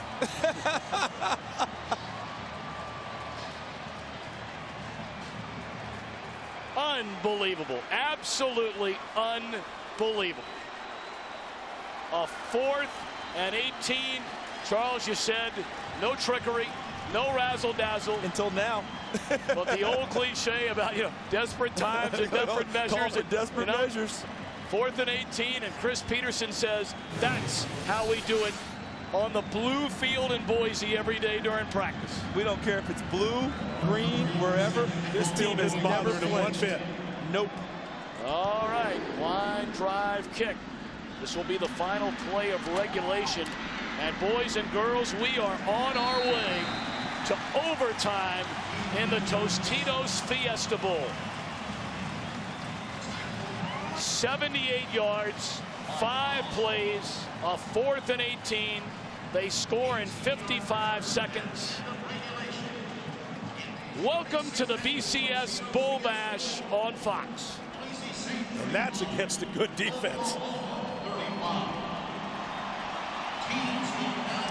All right, overtime rules. Each team given 1 possession from the opposition's 25. The leader after those possessions, it's not a sudden death here, each team gets a shot, is the winner. If the teams are tied, the process takes place and do it all over again until one team leads at the end of possessions. Make sure you understand that now. And after the second OT, teams must attempt a 2-point conversion. Right, and the kicking game goes out of it at that point. One other thing to keep in mind, you can score on defense. So if you are on defense first, most teams when they win the toss, they choose to go on defense so they know what they have to match as you go along. But if you score on defense first, that's game over, because you don't need an offensive possession then.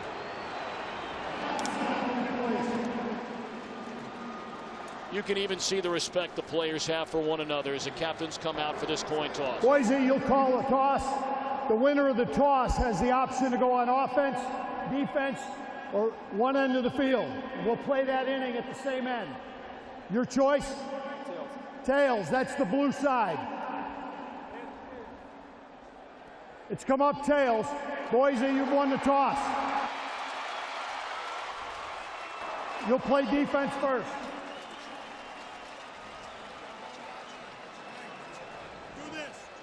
All righty, Oklahoma will get it in the overtime. Here we go.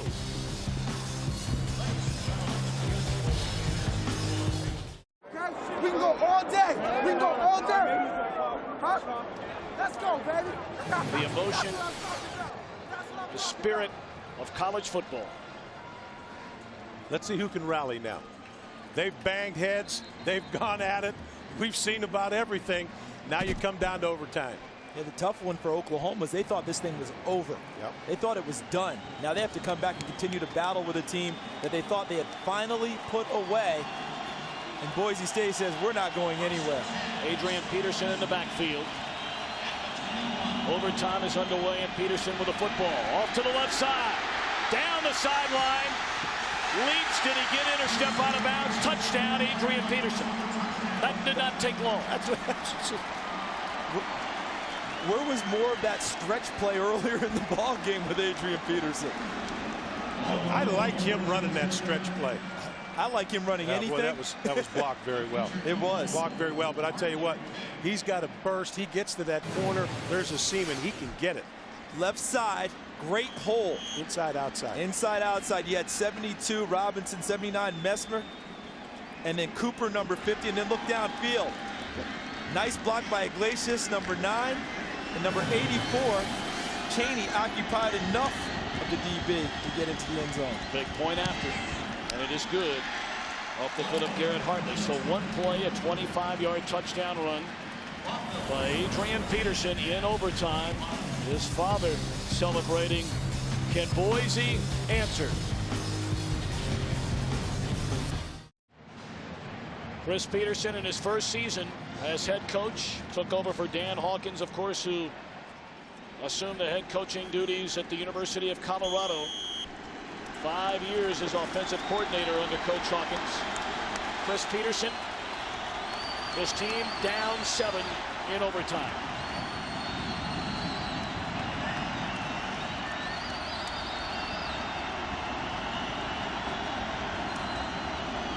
Vinny Peretta thought about throwing the football. He gets back to the line of scrimmage. He was going to throw that back to the quarterback. He showed it, you have to tuck that ball, give a good run fake first. Well defended by Oklahoma. They recognized it. And the throw back to the quarterback, I don't think was going to end the sequence. I think it was going to come back to Zabransky, who was going to throw it back downfield. Ian Johnson standing on the sideline. 2nd down and 10.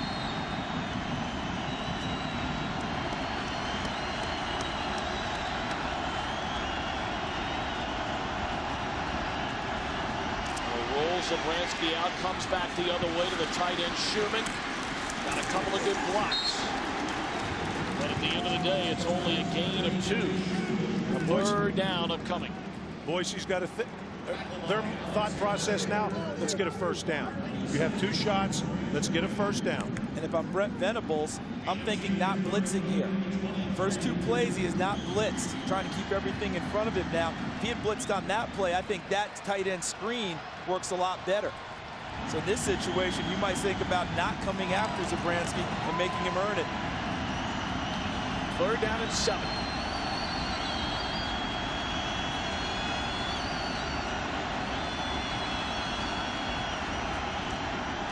Short drop, Zabransky to Schumann, and he bangs his way inside the 15, good enough for a 1st down.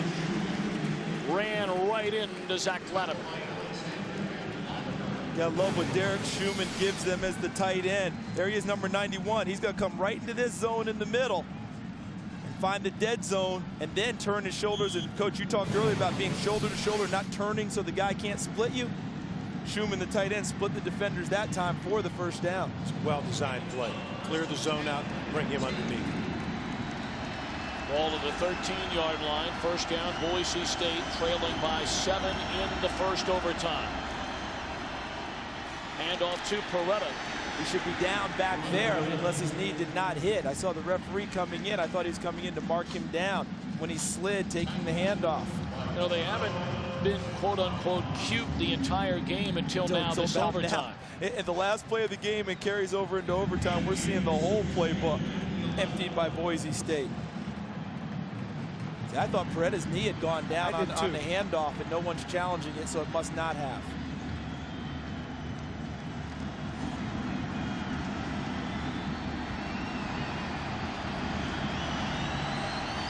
Second down and 8 for the Broncos at the Oklahoma 11. They're going to hand it off to Ian Johnson. Still on his feet, close to a first down inside the 5 to the 4. Needed to get to about the 3.5. I think he's about a foot short. And remember, they have to match with a touchdown. Watch Ian Johnson. We talked about his patience and his toughness all night long. See how he reads it? It's one of the things the Oklahoma coaches told us about him, is that he knows how to read blocks and read angles in the defenses, and that run put him over 100 yards for the evening. Third down and less than a yard.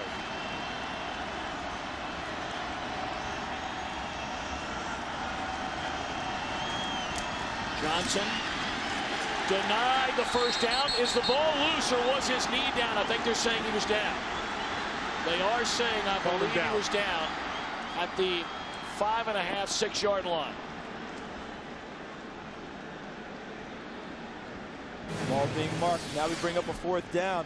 Let's take a look at the play as Ian Johnson tries to run it inside. There's the initial hit as he's knocked back and he's stumbling, going. Ball came out before he went down. I think his knee was down. You thought it was down back there? I think his knee's down first. Let's take a look. Look, right look, here. Look, right there. Good call, Coach. Yep. All right, here we go again. Now a timeout is called by Boise State. Much like the 4th and 18 in regulation. Down to one play. They got the touchdown on the razzle-dazzle. Now it's 4th and 2 in overtime. They're still reviewing this last play. Did Johnson's knee hit the ground? And they've just told us the decision on the field stands. So 4th and 2 upcoming for the Broncos. Let's see if they can answer again. See, right there. Ball is still in his hand. Now as he's going down, it's an excellent call. Coach Alvarez had spotted it. Against San Jose State, they needed a 2-point conversion to get it done in a touchdown. They used Jared Zabransky using his legs, sprinting to the corner with a run-pass option, and he delivered the pass. With Ian Johnson out of the game. Catching balls is not his forte. Vinny Peretta's a converted wide receiver in the backfield. And he's behind center, and the quarterback Zabransky is in motion. They run it. They do this a lot. Peretta to take the snap. He's going to throw it to the end zone. Touchdown!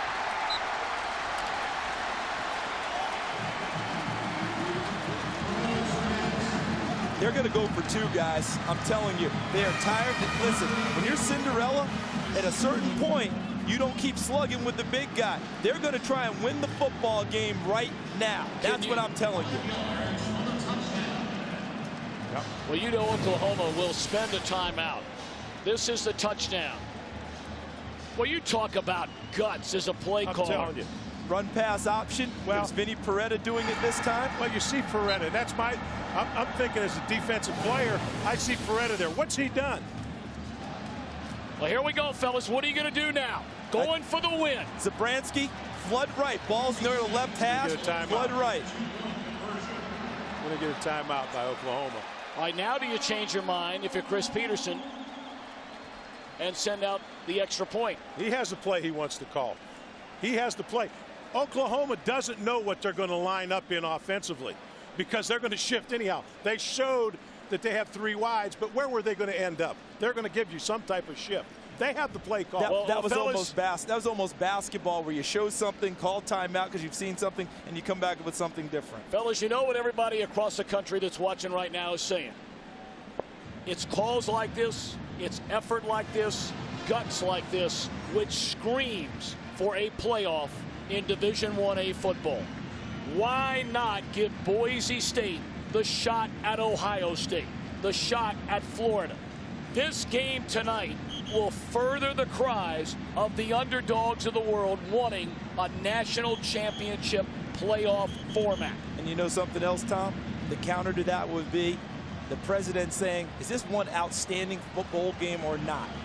What more do we need? Well, they're also presidents of Division I AA schools and Division II and Division III. Hey, those presidents vote to have a playoff. I'm not arguing that point, but they're not running this game. Boise State had their shot at Oklahoma, and they're giving them a heck of a shot. Guys, I still they don't need to worry about anything else right now. Let's take a look at this. Zabransky, I still think him with some type of run-pass option going to the right. Boise State for the win. They hand it off to Johnson. Boise State has won the Tostitos Fiesta Bowl. Can you believe it?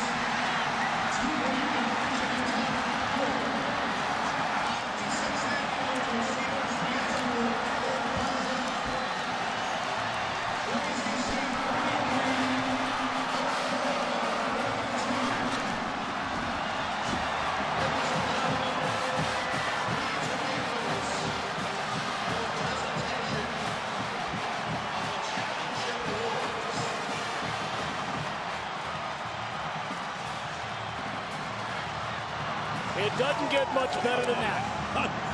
They went on a Statue of Liberty play. Earlier in the season, they ran that look, and they threw a quick screen out of that formation, and this was the counter to it. They knew it was on tape. Oklahoma's seen it. They threw it out there to Nene, and this time they fake it and hand it off the old Statue of Liberty, and no one better than Ian Johnson with the year he's had. Now, that football was supposed to go in the trophy case, but someone else has got it now. Yeah, Charles, let's go back to coaching here. He knows that Oklahoma has studied every film they have. That's it. They know every two-point conversion. They're going to defend. Bobby Stoops' team's coached well enough. They're going to defend what they saw. They come back with the counter. He knew it was on tape, and they threw the counter at them. But the number one thing, and we talked about it in the break, and I said it to you, Tom, they would go for two there, wouldn't they? Let's go downstairs to Chris Myers. We're just getting a hug, Zabransky, from the opposing quarterback, Paul Thompson from the students. Congratulations on one of the greatest college football games we've ever seen. It's unbelievable. You know, these guys just kept believing, and that shows where they got it. We got it right here. We just kept battling from that last play of regulation all the way to that play. It's unbelievable. Biggest win in the history of Boise State football. What about that final play, the fake, without hesitation to go for two? I mean, we wanted to come out here and win. We weren't going to hold anything back. We've been practicing that play, you know, all season long. We put that in. Actually, our backup quarterback put that extra fake in, and it was just, when it worked out, we ran it against Idaho, and it was good, and we just held on to it until now. You threw an interception that looked like it would cost you the game. Did that cross your mind? How did you get over that? Well, you know what? It's not over till it's 0-0-0. And I knew that. And the guys came up to me and they said they believed in me. That's all I needed. Perfect season. Do you deserve a shot at Ohio State? I think we do. I think you got to look at it. You know, we go 13-0. We beat everybody on our schedule. You know, the media talked about Oklahoma being such a great team. And they battled, but we let them come back into it. And you know what? We deserve a chance at a national title. All right, here's your congratulations. Thank you. Jared Zabransky. All the chips are on the table. The Tostitos Fiesta Bowl champions, Tom. The people of Idaho, the school, the other mid-majors, non-BCS conferences celebrate tonight. DirecTV postgame coming up. And welcome to the DirecTV postgame show. What an unbelievable game. Coach, you said you're not sure you've ever seen a more exciting college football game. And you said it earlier. What about the great calls, the gutty calls, and the execution down the stretch by Boise State? We'll talk more about that in a moment. Let's go back downstairs to Chris Myers. We'll get to that. All right, I'm with Ian Johnson in the corner with some Boise fans. Congratulations. Talk about the game and the finish. I mean, it was just one of those things where we wanted to be out here. We played real hard to get here. And then once we got here, we wanted to come out here, show them that they were in a game with us, and show them that we deserved a little bit of respect. We came out there. We had a little bit of fumbles, but we wanted to show them how we play ball, and we showed them. And then, I mean, it came down to who had the more heart, and we had it. And you didn't waver even after the interception run back when Jabransky and you were down. I mean, if you look on the sideline, our guys started smiling afterwards. Now, do you deserve a shot at Ohio State having a perfect record? I mean, we're not going to say that because, hey, we got our bowl game. We were happy with our bowl game, and it worked. I mean, we won our game. We're 13-0. We deserve a little bit more respect. We're just out here to win a game, get a little bit of respect. Do you think Oklahoma took you lightly? We know they did. Really? The way they were talking about us the whole entire game, the way they were talking to us when they were down, I mean, the whole entire week, we felt like we were their little brothers. How about that final play, the gutsiness to go for 2?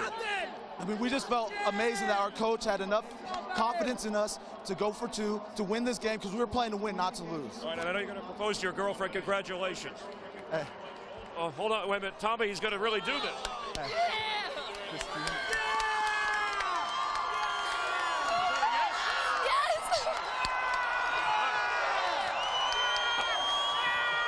All right, Tommy, she said yes. Ian Johnson proposing to the head cheerleader at Boise State. Does it get any better than this in college football?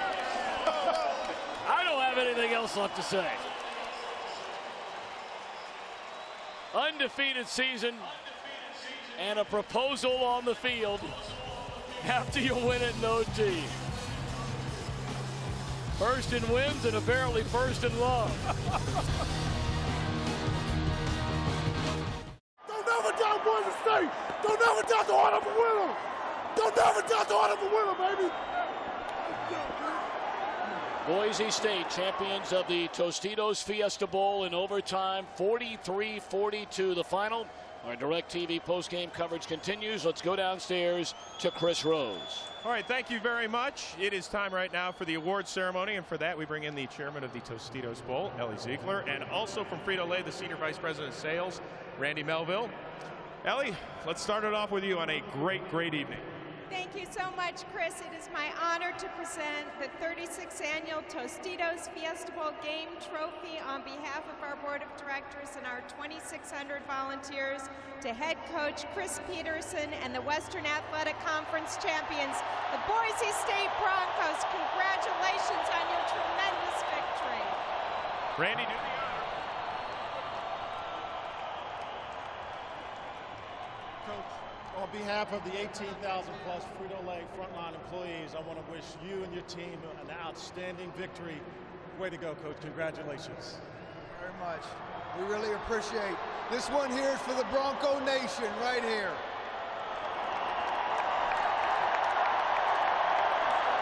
Coach, do you feel like you shocked the world tonight? I'll tell you what, our guys fight and claw and scratch, and they play as hard as anybody in the country.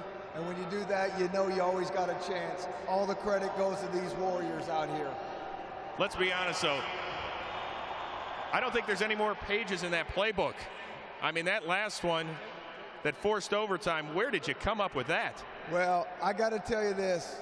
The 2 backup QBs are the ones been calling for it all game long. And so the credit, there's a lot of credit that goes in a lot of places. And it starts with Taylor Tharp and Bush Handem as much as anybody for calling that play right there.